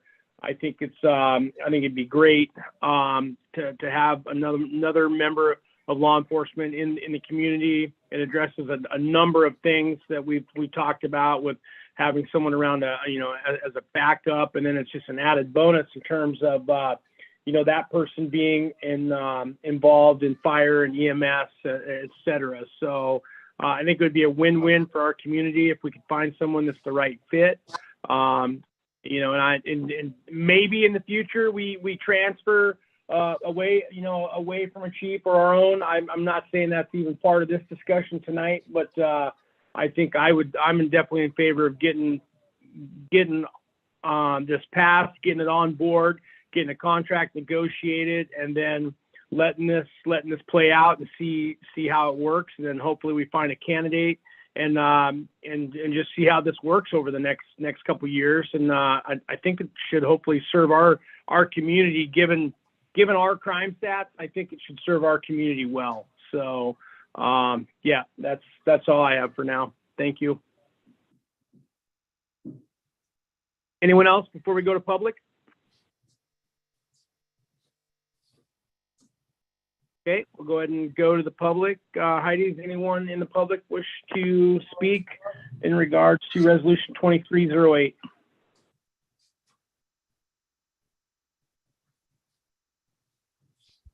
I'm not seeing any hands raised at this time, Mr. Mayor. Okay, all right, we'll go ahead and bring it back to council for some final action here from council tonight. Mr. Mayor, I'll make a motion that we adopt resolution 23-08. Second. Okay, we have a motion to approve resolution 23-08 by Rojas. We have second by Sweat. Any further discussion before we vote on resolution 23-08? Yes, sir, Mr. Mayor. Yep, go ahead, George. Okay, just so I understand, we're voting on authorizing the city manager to enter negotiations for one VPSO, and we're not changing our present police chief position. Is that what we're voting for? Correct. Right. And it's not limited to just one VPSO. It's just saying that Soldovia accepts the placement of a VPSO or VPSOs in the community in the future. Okay, aye. All right. Let's see here. You threw me there. Okay. Any other comments before we vote? Okay, we'll go ahead and vote on approval of resolution 23-08. All those in favor, Nathan? Aye. Sweat? Aye. Rojas? Aye. Kennedy? Aye. Slick? Aye. Peyton? Aye. Okay, motion passes 6-0. So resolution 23-08 is passed. Okay, thank you everyone for that. Much appreciated. And yeah, Mr. Hard and Michael, if you guys are free to listen in if you want. You're also free to jump off. It's entirely up to you, but appreciate everyone that called in and answered questions and then also participated in the work session this evening. So much appreciated. And yeah, I think it's an exciting time for us, and we look forward to working with DPS and the Aleutians Privilop to get this thing underway and moving. So thank you all. Thank you. Thank you, Mr. Mayor. Thank you. Thank you, everyone. Okay, we'll move on to item M2, resolution 2309, the resolution of the City Council of the City of Soldovia approving the memorandum of understanding between the Soldovia response team and the City of Soldovia regarding the relationship, responsibilities, and interests of the entities, and authorizing the city manager to negotiate and execute the appropriate documents. And this will be found on page 89 of your packet. And I'll let the city manager take it away.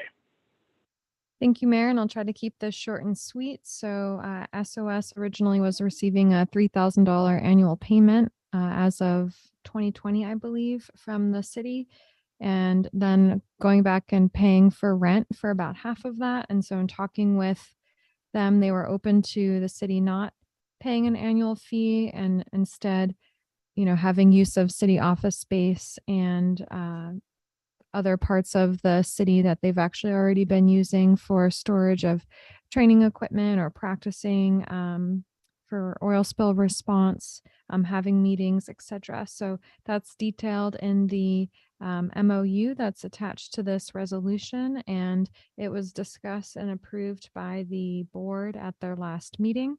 And so this will just formalize the relationship between SOS and the city in an amicable way, where it shows the support and significance of this organization to Soldovia in a manner that is also cost effective for the city. Happy to answer any questions. Thank you. Great, thank you. Appreciate you capturing that in an MOU. This is always obviously the best, one of the best ways to go when we can get this. Both parties agree. We can get some understanding captured in a written document, and then it's 100% transparent for everyone to see. So appreciate you guys working through that, and we'll go ahead and open it up to council for questions or comments. Mr. Mayor, Yep, go ahead, George. does this resolve the real estate problem that we had as well? The squatting on the other lot? This solve, Through the mayor, council member Nathan, that's separate. That's with CISPRI. And we already resolved that with the rent increase. okay, sorry about that. No problem. Mr. Mayor, if I may. Yep, go ahead, Vivian. Yeah, I think this is a great housekeeping issue that we just went through, and the SOS and the city now have a good symbiotic relationship. So I'm all in favor of it. Thank you. Thank you, Vivian. Anyone else from council?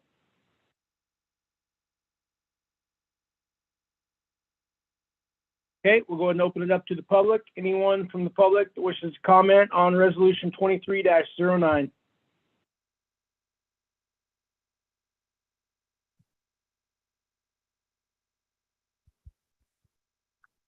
Okay, no hands, Heidi? I am not seeing any hands raised at this time, Mr. Mayor. Okay, we'll go ahead and bring it back to council, resolution 23-09 for final action. Make a motion to accept resolution 23-09.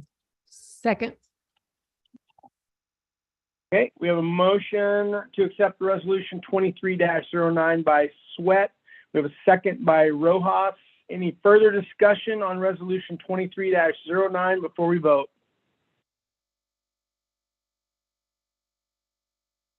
Okay, hearing none, we will go ahead and vote on resolution 23-09. All those in favor, Nathan? Aye. Sweat? Aye. Rojas? Aye. Kennedy? Aye. Swick? Aye. Thank you. Aye.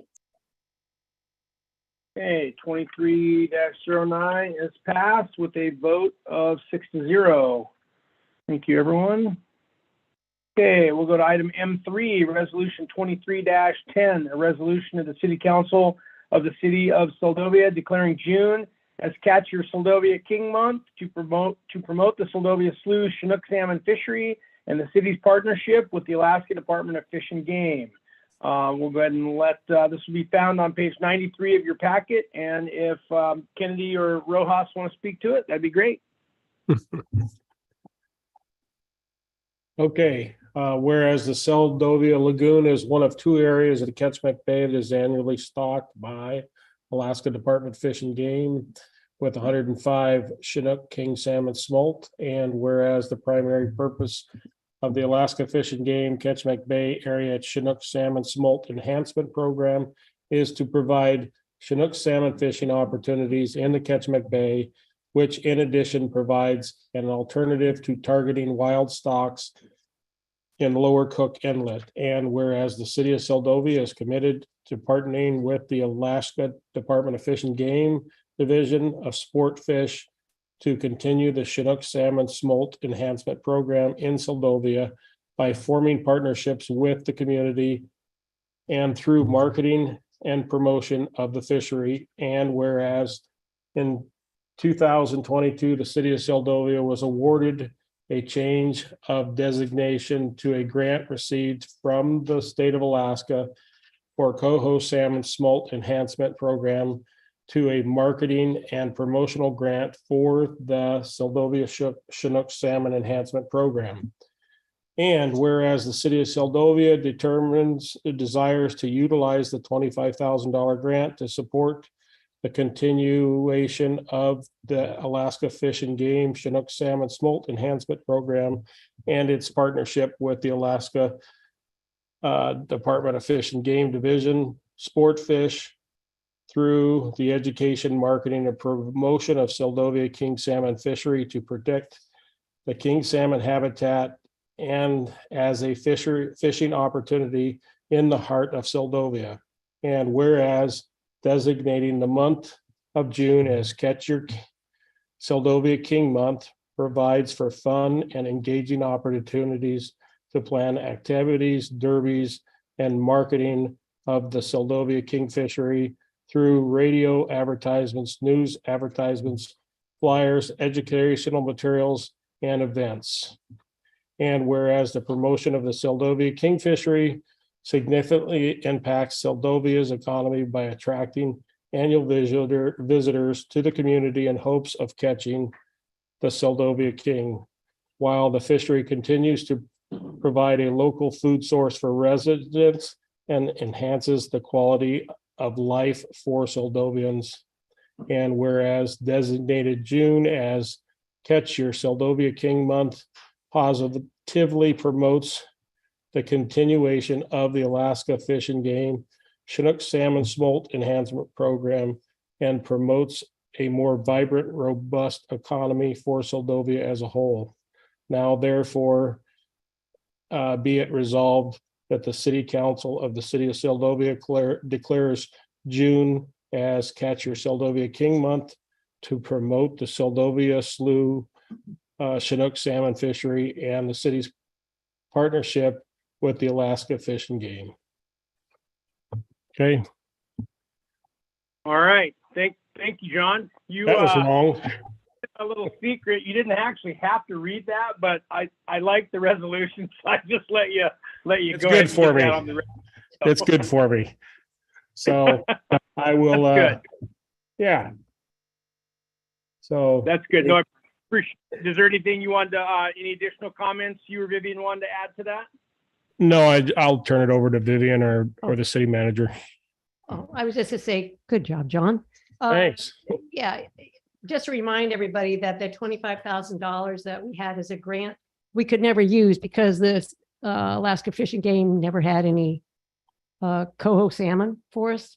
And so this is feeding right into the request that the Home Office and Alaska Department of Fish and Game asked us to a collaboration to help enhance and market the fish. So perfect tie-in with it. So I'm pleased with it. And I thank John for coming up with the idea. That's it. Thank you, Mr. Mayor. I did have a little bit to add to it. There was, Vivian, you'd made some comments about some signage and stuff, and we see quite a few visitors that do come and participate with the salmon. And I think we do need to be cognizant of the landowners down there and the use of the slough. And so I think that's a good plan as well. Yeah, thank you, John. Yeah, I think that's a fair point to make.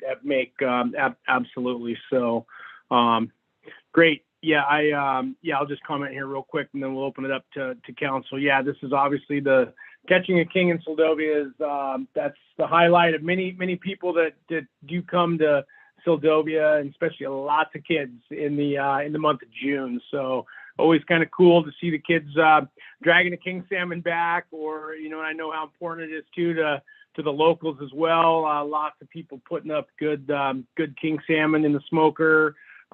It's just important, just all around. Not only as a food source, but as an economic driver. A fantastic way of recreating, and just a good time by all, as long as it's not abused, and people are doing the right thing, and it's fantastic to see all that. So I know there's a few little odd, some things that not everybody agrees on how we catch the fish, where we catch the fish, etc. But generally, this is a good resolution that promotes the fishery as a whole in the city of Soldovia. We have to remember that one of the proposals here last year was that the entire thing was going to be moved to the city of Homer, over to the Nick Dudiak Lagoon over there, and that was a big deal. So I'm glad the community came on board, and yeah, time for us to start some outreach, and this is a fantastic way of doing it. So yeah, I'm definitely in support of Resolution 23-10, and I'll go ahead and open it up to any additional comments, questions from council. Yeah, Mr. Mayor. Yep, go ahead. Yeah, I just want to give a shout out to Vivian for getting on top of this when we thought it was going to die. And she kind of brought it back to life. So it's a good thing. So thank you for that. Okay, thank you, Bobby. Anyone else?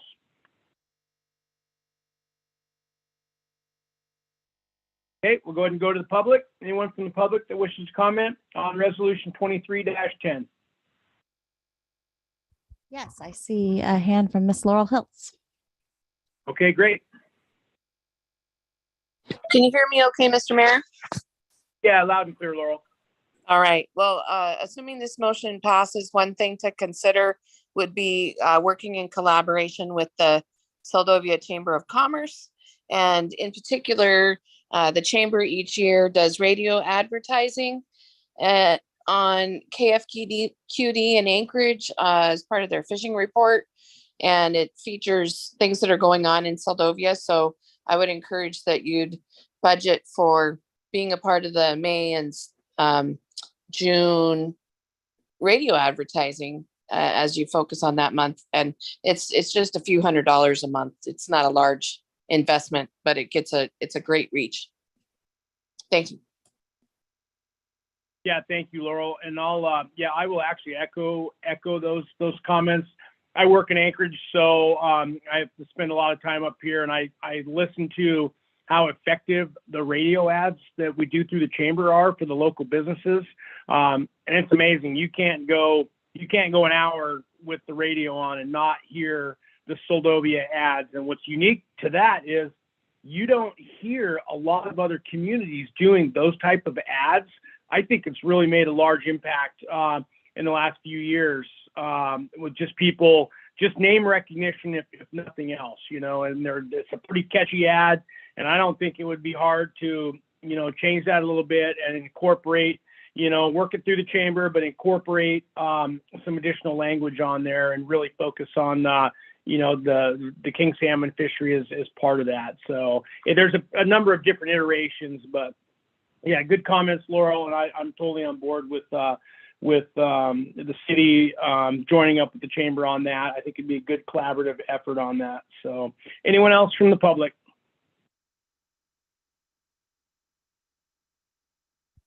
I'm not seeing any more hands raised at this time, Mr. Mayor. All right, sounds good. Thank you, Heidi. We'll go ahead and bring it back to council. What are your wishes, council, with Resolution 23-10? I'll make a motion to adopt Resolution 23-10. I'll make a second. Okay, we have a motion to accept Resolution 23-10 by Rojas. We have a second by Kennedy. Any further discussion on Resolution 23-10 before we vote? Okay, hearing none, we'll go ahead and vote on 23-10. All those in favor, Nathan? Aye. Sweat? Aye. Rojas? Aye. Kennedy? Aye. Swick? Aye. Peyton? Aye. Okay, motion passes with a vote of 6-0. That was Resolution 23-10, and that is passed. Thank you, everyone. Yeah, that was good piece of work there. Let's see, item M4, discussion, next steps concerning Jackaloff Bay Dock, participation in community transportation program. And this will be found on page 94 of the packet.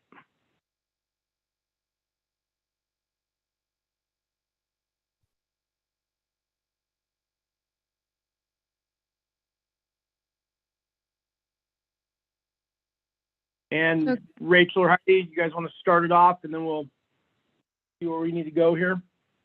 You bet, Mayor. So I know that council wanted the lease amount and the lease documents before making a decision, and the state still doesn't have those ready for the city's consideration. And so this will come before the council again once that information is ready. But the state is very much aware that the city needs that information in order to figure the next steps out when it comes to Jackaloff Bay Dock. But Councilmember Swick at one of the last meetings had, just she'd asked a particular question, so I tried my best to diplomatically word it. And so I think it was something to the effect of what would happen, if the city didn't enter into a lease agreement with the state. And so per the state's response, if the city of Soldovia were to opt not to enter into a lease agreement at this time, the city would forfeit their interest in the lease, be required to submit a reclamation plan, and remove all existing infrastructure. So keep in mind, we paid for an appraisal, and the state, in order to do that appraisal, gave us an entry authorization saying you can be on state tied land, city, in order to do this work. Well, we did the work and the entry authorization expired. So that's why the clock's ticking, because we have the information we need to enter into a lease agreement with the state. And so once they have all of that information handy, then it's up to the council to decide, do we enter into a tidelands lease agreement so that Jackaloff Dock, the float parts, can be there. Separate to that comment was pollution insurance. And if we secure the tidelands, but we have no enforcement or very limited enforcement that's out there in Jackaloff, what could that look like? So according to our insurance company, AMLJIA, we have general liability coverage that would extend to that tidelands, but it excludes pollution. And so AMLJIA has a separate policy for its members that has a high deductible of a $250,000 minimum in order to help with oil spills and derelict vessels, that kind of activity in the tidelands. In talking with the city of Homer, they do not have a separate pollution policy, but that is because, according to their harbor master, vessels have their own insurance coverage. And so ideally the vessel's insurance would kick in to help with the oil spills or pollution. But, if no one knows if there's an instance in which something happens and no one's out there to see it, or we can't get information, then that could default to the city. So I don't think it's insurmountable, but it does seem like something that we should think through, just because we do not have eyes on the ground out there, unlike Homer, where they have cameras and multiple harbor officers checking out the harbor to notice things like that. But that's additional information, and the supplemental policy that provides limited pollution coverage for the tidelands is in your packet. So that's that component to the conversation. And then Gesundheit. And then one last part that's connected to this conversation is when the DOT commissioner, Anderson, was in Soldovia, he felt that Jackaloff Bay Dock would be an excellent project to submit to this opportunity that the state has going out right now called the Community Transportation Program. It's a competitive surface transportation program that they're doing every 3 years. And what's exciting about this is that marine infrastructure can now go on that plan. And so it's due by Halloween, just an application so that the state knows that we're interested in putting this project forth. It does have a local match requirement of 9-point-something%. So that's also not insurmountable. But that's going on right now. So my intent is, regardless of how we figure out what we're going to do with Jackaloff Bay Dock, just to submit that project in the meantime to the CTP funding opportunity. And of course, it can be used for other projects, such as improving existing surface transportation facilities, like our roads, enhancing travel and tourism, reducing wildlife vehicle collisions, improving air quality. So There's other projects, but I believe they have a limitation on how many projects you can submit. So if there's more than one, maybe we can try for something else, but the focus is on Jackaloff for that opportunity. And then this is not germane to the topic, but just to give it a quick shout out, they also have the Transportation Alternative Program. And that can be used for funding historic transportation infrastructure. So in reading that, I thought the historic boardwalk. So we're just going to do our best to submit an application for that. The unfortunate thing is the application requires information like how much of your project cost is based on administration or engineering or project costs. And that's something that would be amazing to have an engineer on staff for to help us think through that. But I still think we can submit an application. So that's the latest on Jackaloff. We're just going to wait till the state has more information. And in the meantime, at least we have an answer to Councilmember Swick's question. Okay, thank you, Rachel. All right, we'll go ahead and open it up to council for comments, questions on the discussion of where we go from here on, or where we're at on Jackaloff. If anyone wants to comment or ask a question. Mr. Mayor, Yep, go ahead, George. for the city manager, is the former lessee still negotiating to buy the property? Is that still going on at this time? Through the mayor, that's my understanding. Do we have any idea what the purchase price is going to be? No idea, but the state, I did make sure to share with the state that when the public comment period for that comes up, to please let the city of Soldovia know, because I was told to have a statute that says they can extend the lease for another 2 years and working through administrative decisions. And so that lease expires, I believe, November of this year. So the state could just extend while they work out those details. So we may not know that information for quite some time. But it's not going to be a closed sealed bid or anything like that. We would be authorized to know that. And There's a public comment period. Yes. Okay. Well, So we the don't really state, want to make a comment. We want some information. I'd like to know what the guy thinks he's going to pay for that. right. And so my understanding is the state's going to say, we're seeking public comment on the sale of state land to this entity. What are the community's thoughts on it? And I'm assuming they'll have more information. That they typically post a lot of documents associated with the sale. So that's when the city would find that out, I'm assuming. Okay, thank you. You bet. Mr. Mayor, if I may. Yeah, go ahead, Vivian. Yeah, I just for clarification, what Councilmember Nathan just came up with was a different lease than what we're talking about. We're talking about right now, the state is saying to us, if you don't go for this lease of the uplands, the tidelands, then you're out. But so different. Yeah. Okay, good. Okay. All right. Thank you. I just need to clarify that. Yeah, Okay, Mr. thank you, Mayor. Vivian. Yep, go ahead, Bobby. Well, first, the comment, this can of worms just getting bigger and bigger, isn't it? So the other question I have is, and maybe I'm not quite understanding, why are we just all of a sudden now, after how many years, we're being told that we basically have to lease the tidelands, or we got to dismantle the dock? Is that correct? Yeah, through the mayor, my understanding is that it was something that wasn't done when the state transferred the dock to the city. But that's not our fault. Is it? I can't speak for the past. Oh my God, what a bunch of.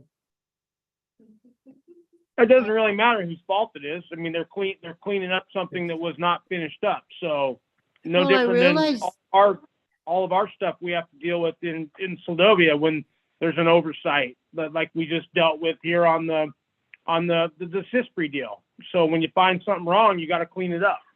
Yeah, but it all seems to fall on us every time we turn around.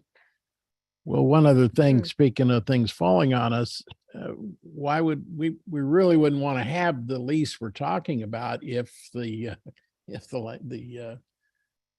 other part of it gets sold to the former lessee. We certainly wouldn't want to have a lease for the tidelands in that condition, would we? I don't think it makes a difference because they're two. I mean, not having the uplands is not going to affect us having the tidelands. So, okay.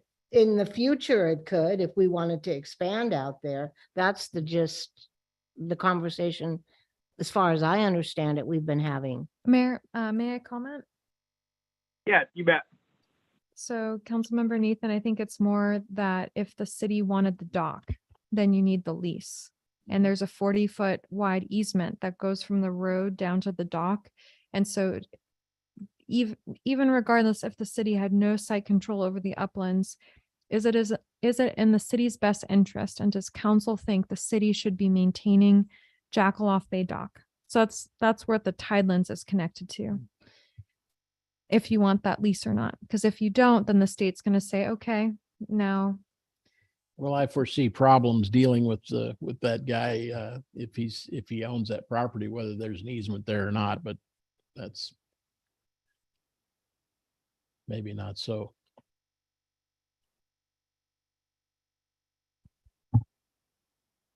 Mayor Campbell. Yep, go ahead, John.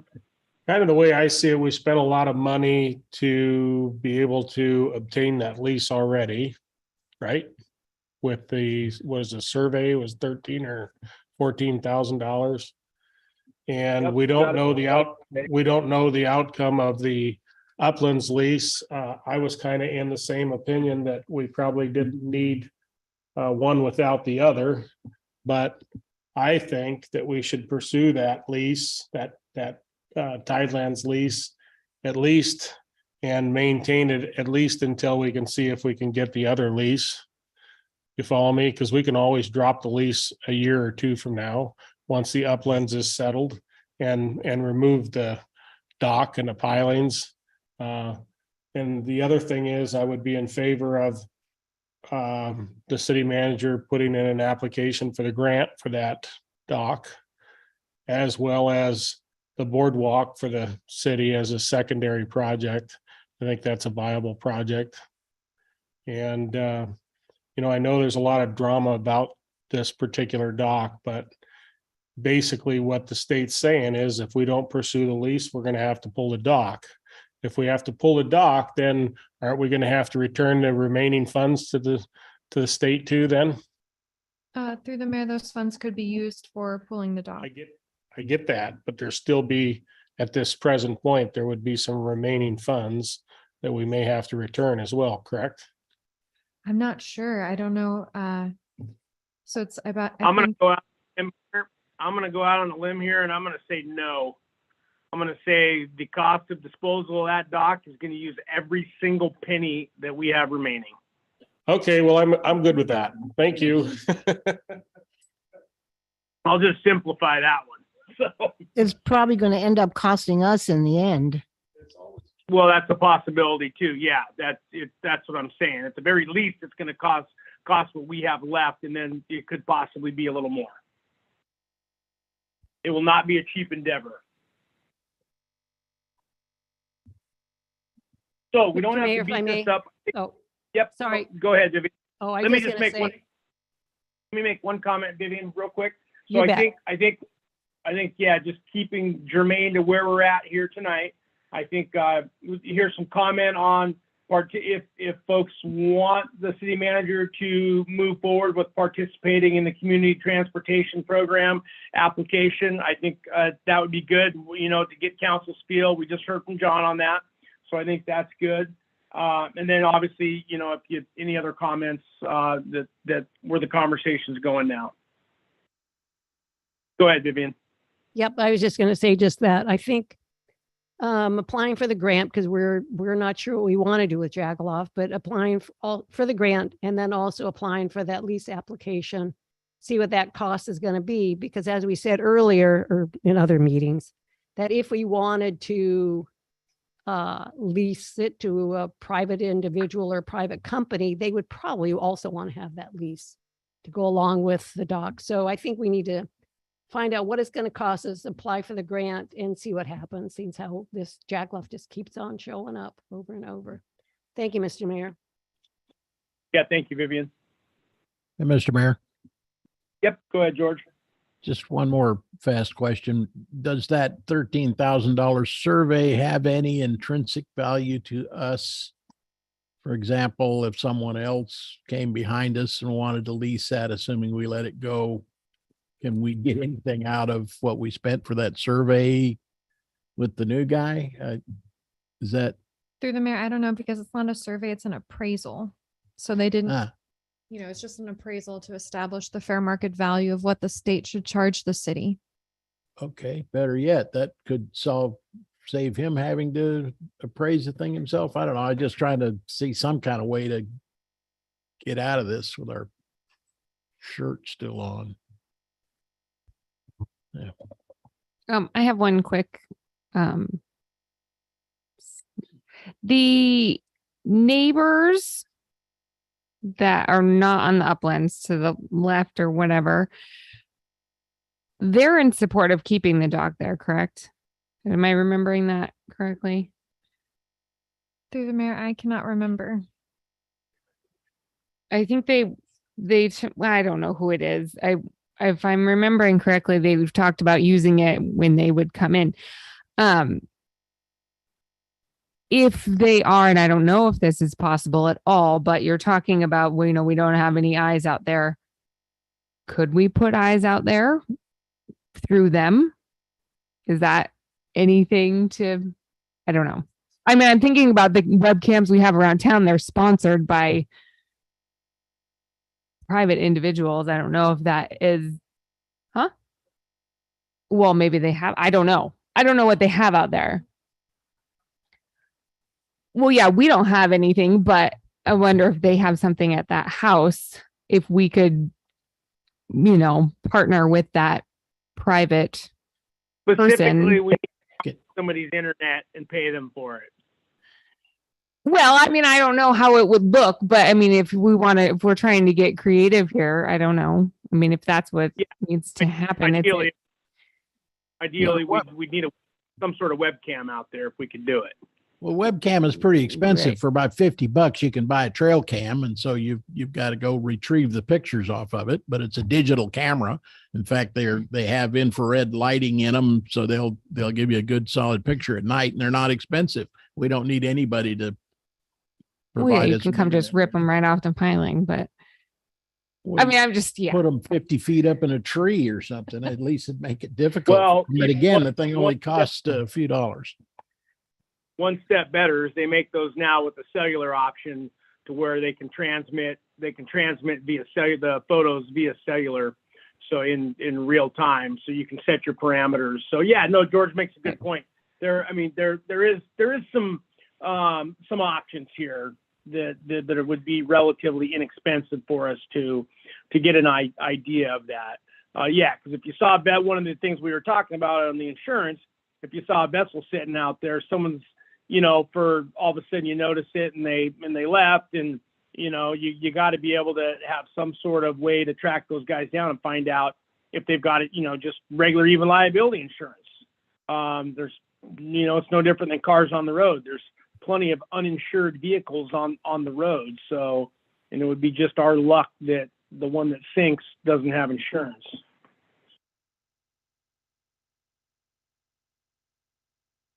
Okay, any other comment? Let me see. I don't think we've gone to the public yet. Let's see if anyone from the public wants to comment on as part of the discussion for Jackaloff Bay Dock.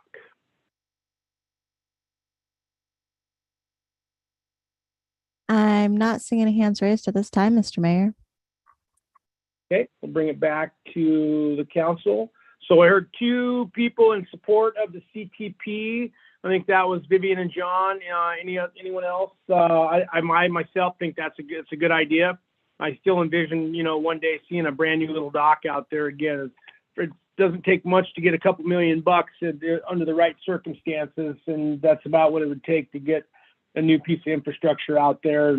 obviously the management piece is a whole separate part of that discussion. But and, you know, and we did, myself and Rachel met with the city manager to Homer city manager, Rob DeMichelle. And that was another thing, you know, we were talking about, is just, you know, trying to figure out some way to, you know, that dock doesn't just serve the city of Soldovia. It serves, you know, a lot of Kachemak Bay and people coming over just to access this side of the bay. So if there's some way, you know, I asked them, and Rachel asked them to put on his thinking hat. If something comes to mind on some way we could figure out a funding mechanism, you know, for that in the future, that would be great. So,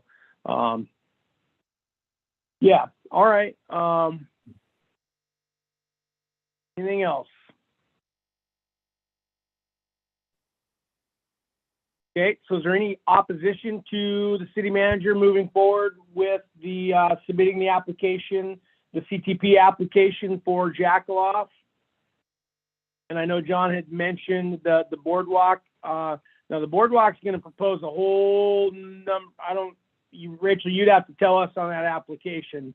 The boardwalk has got a mile of issues in terms of easements and everything that would have to be arranged before that boardwalk could ever even be considered, as far as I know. Right. I believe what the state is looking for now is just project descriptions. And then if it seems like a viable project, then I believe they work with your region central planner or their region central planner and helping the city develop its application. Yeah, it says here, Okay. Projects submitted will be screened for eligibility, and then eligible projects will advance to the next phase. And then the DOT will work with the communities to make projects more competitive, so that I think this is just putting our toes in the water, so to speak. And then if it's not this, then maybe the state will have more direction on how to improve the historic boardwalk. Okay, great. And then you mentioned some of the breakdown that the state was looking for. I can help you on that. I know they're going to want to see a certain percentage of your general conditions, which are your administrative fees, your non-related direct costs, and then the freight cost broke out. I can help you with all those. So that's kind of what I do every day. So, Mr. Mayor, I have a clarification, please. Yep, go ahead, Vivian. Yeah, I guess when I was thinking boardwalk, I was thinking our existing boardwalk. The existing boardwalk, not the boardwalk that's still on. Okay, so, okay, I was confused by if we're talking about the other boardwalk getting easements from all the people on the waterfront, but we're talking about the existing easement. Are you thinking of something else, Mayor Campbell? Yeah, no, maybe I was confused, Vivian. Thank you for clarifying that. Yeah. But city manager, we're referring to our existing boardwalk. Yes, the historic boardwalk. Okay. Okay, perfect. Thanks. Not new. Not new. We're not there yet. Okay. Okay, so if I don't hear any opposition, then I would consider that as a go ahead to, if you can find time in your days to get that application submitted by the due date, that would be fantastic. You got it. And then I guess for now, we stand fast. We wait for the split C. So we're waiting for a few numbers back from the state, and then we'll be ready to have another discussion. Yep, that's the plan. Okay. Anything from anyone else on item M4? Okay. If not, we'll go ahead and wrap the discussion up on that. And then we'll move on to the always exciting item N, the city manager's report provided in the laydown. And I didn't get the laydown because I didn't have time to download it. Could you share your screen on that one?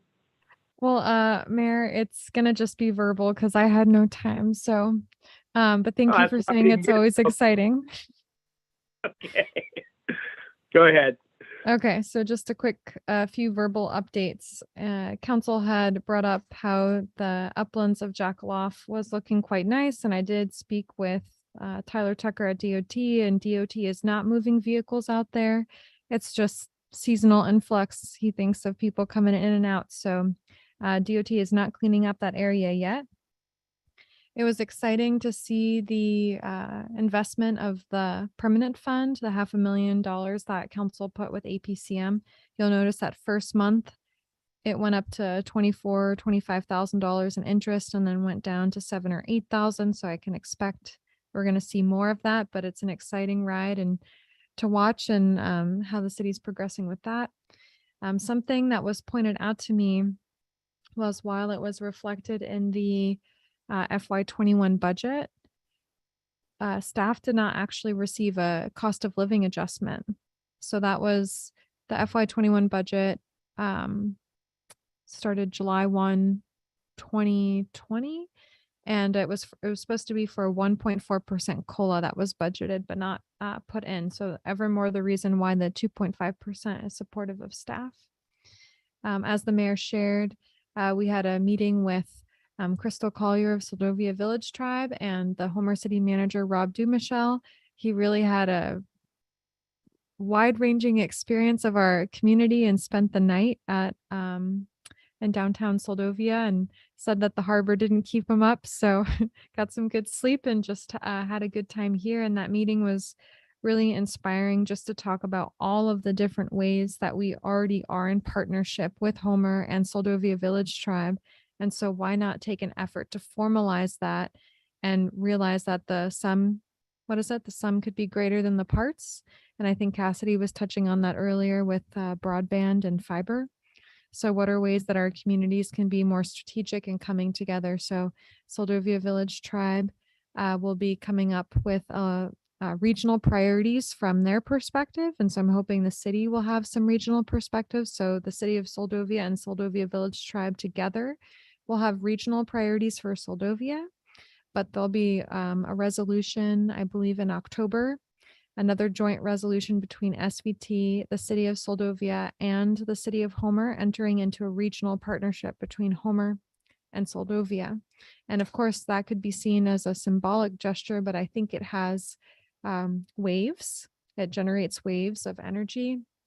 And just a small example of that, Rob went back to Homer and was talking to his leadership team about what are ways that there could be more crossovers between Soldovia and Homer. And the library director asked, well, is there a way that we could do interlibrary loans with Soldovia? Because right now, that's not something we could provide, but what kind of partnership could we form with SVT in the city of Soldovia, where Soldovians can rent books and resources we have in Homer, and they help with transport and freight expenses. I mean, I know it's a little example, but just getting our communities to think more like that to keep us more connected. So I'm excited to see what's going to happen there.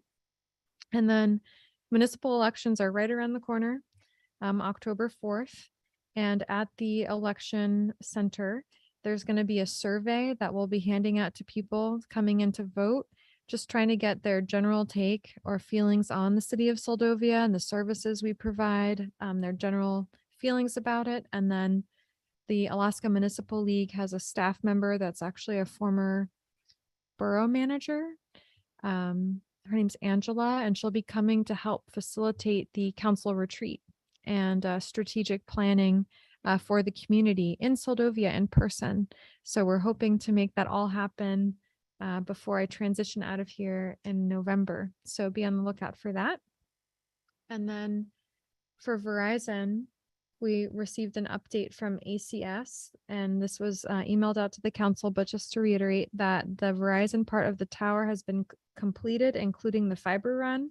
They're just waiting on ACS to complete a couple of things and they'll be ready to go live. And so it's still looking like the end of the year as ACS is experiencing supply chain issues, just like everywhere, but they're going to keep us informed as that moves forward.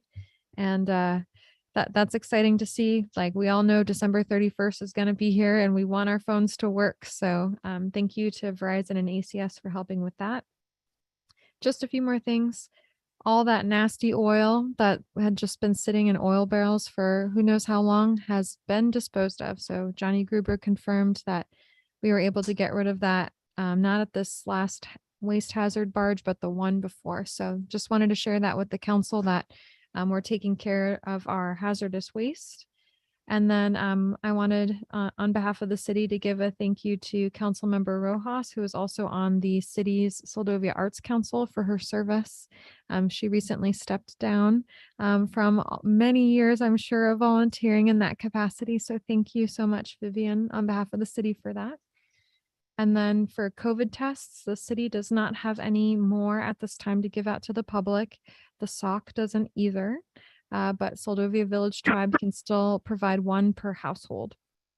And to wrap things up, thank you to Dr. Chambers for coming out as the city's medical director and showing some enthusiasm and data compilation that really helps us assess what we're doing as a community when it comes to first response and medical services. And I'm really excited to see your community CPR program and AED whereabouts program come live, because that'll just make us even a more resilient community. So thank you for that. And that's all I have. Thank you, Mayor. Okay, thank you, Rachel. Any questions or comments for the manager?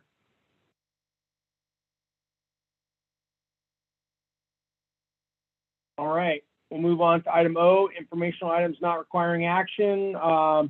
First one is notice of absentee for the October 4th, 2022 regular municipal election. It's found on page 139. And I assume that's, so there'll be a deadline in there. And then early voting is already open and underway, I assume? Yes, Mr. Mayor. So that's the notice of absentee. We have absentee open at the city office Monday through Friday, 10 to 3, up until the day before elections. And then election day is here in the multipurpose room. Perfect. All right. Thank you. Item O2, the City of Soldovia regular municipal election will be held Tuesday, October 4th, 2022. As Heidi just said, and the certification of the regular municipal election is scheduled to be held during the October 10th, 2022 regular city council meeting. The fourth item is that there'll be a possible 4 p.m. work session prior to the regular October 10th meeting regarding the value-added building, next steps, and the possible formation of a community committee to assist in the completion and use of the building, and to establish Soldovia priorities and partnership with the Soldovia Village Tribe Tribal Council. Item P, executive session, none. Item Q, council and mayor comments concerning items not on the agenda. Nathan. Well, thanks to the staff again and their usual fine job. And a special thank you to the Queen of Kings and her court, Mr. Kennedy. And we'll see y'all in a couple of weeks. Okay, thanks, George. Sweat. Yeah, thanks to all the staff for all their hard work, and thanks to all the people that attended tonight. Thank you, Bobby. Rojas. Yes, thank you, everybody who came tonight. It's always good to have input. And thank you, staff and council, for all your hard work. Thank you. Thank you. Kennedy. Good night. Man of many words. Swick. No comment. Her usual comment. And Peyton. Yeah, I'd just like to thank the staff for an excellent presentation and the community members who showed up tonight, and for the various presentations we had from Cassidy and from everybody else. I would also just like to take a moment to recognize community member Isla Dillon, who served on the PAC board for many years. She unfortunately stepped down recently. So that means that there is a community member seat coming available for the PAC. There's also seat A, which is currently held by Paula Elsas, but her term ends in October of 2022. So yeah, I just want to put that out there, make people aware that those are things to take in consideration. Thanks. Thank you, Harmony. Yep, and I'll just say thanks as well to everyone that attended tonight. Yeah, it was nice to have good input from the community. thanks to the council for keeping on task. And we moved through it. It was a pretty big agenda. And I know we have our next couple meetings will probably be just as large with items on those agendas. So appreciate everyone taking the time to get into their packets and get ahead of the issues so we can get through those items. The next meeting is going to be a regular meeting. Will be held on October 10th at 6 p.m. And then again, there may be a 4 p.m. work session prior to that. And I'll look for a motion to adjourn. Move, we adjourn. We have a second? Second. Any objection? Okay, hearing none, we stand adjourned. Thank you, everyone. Have a good night.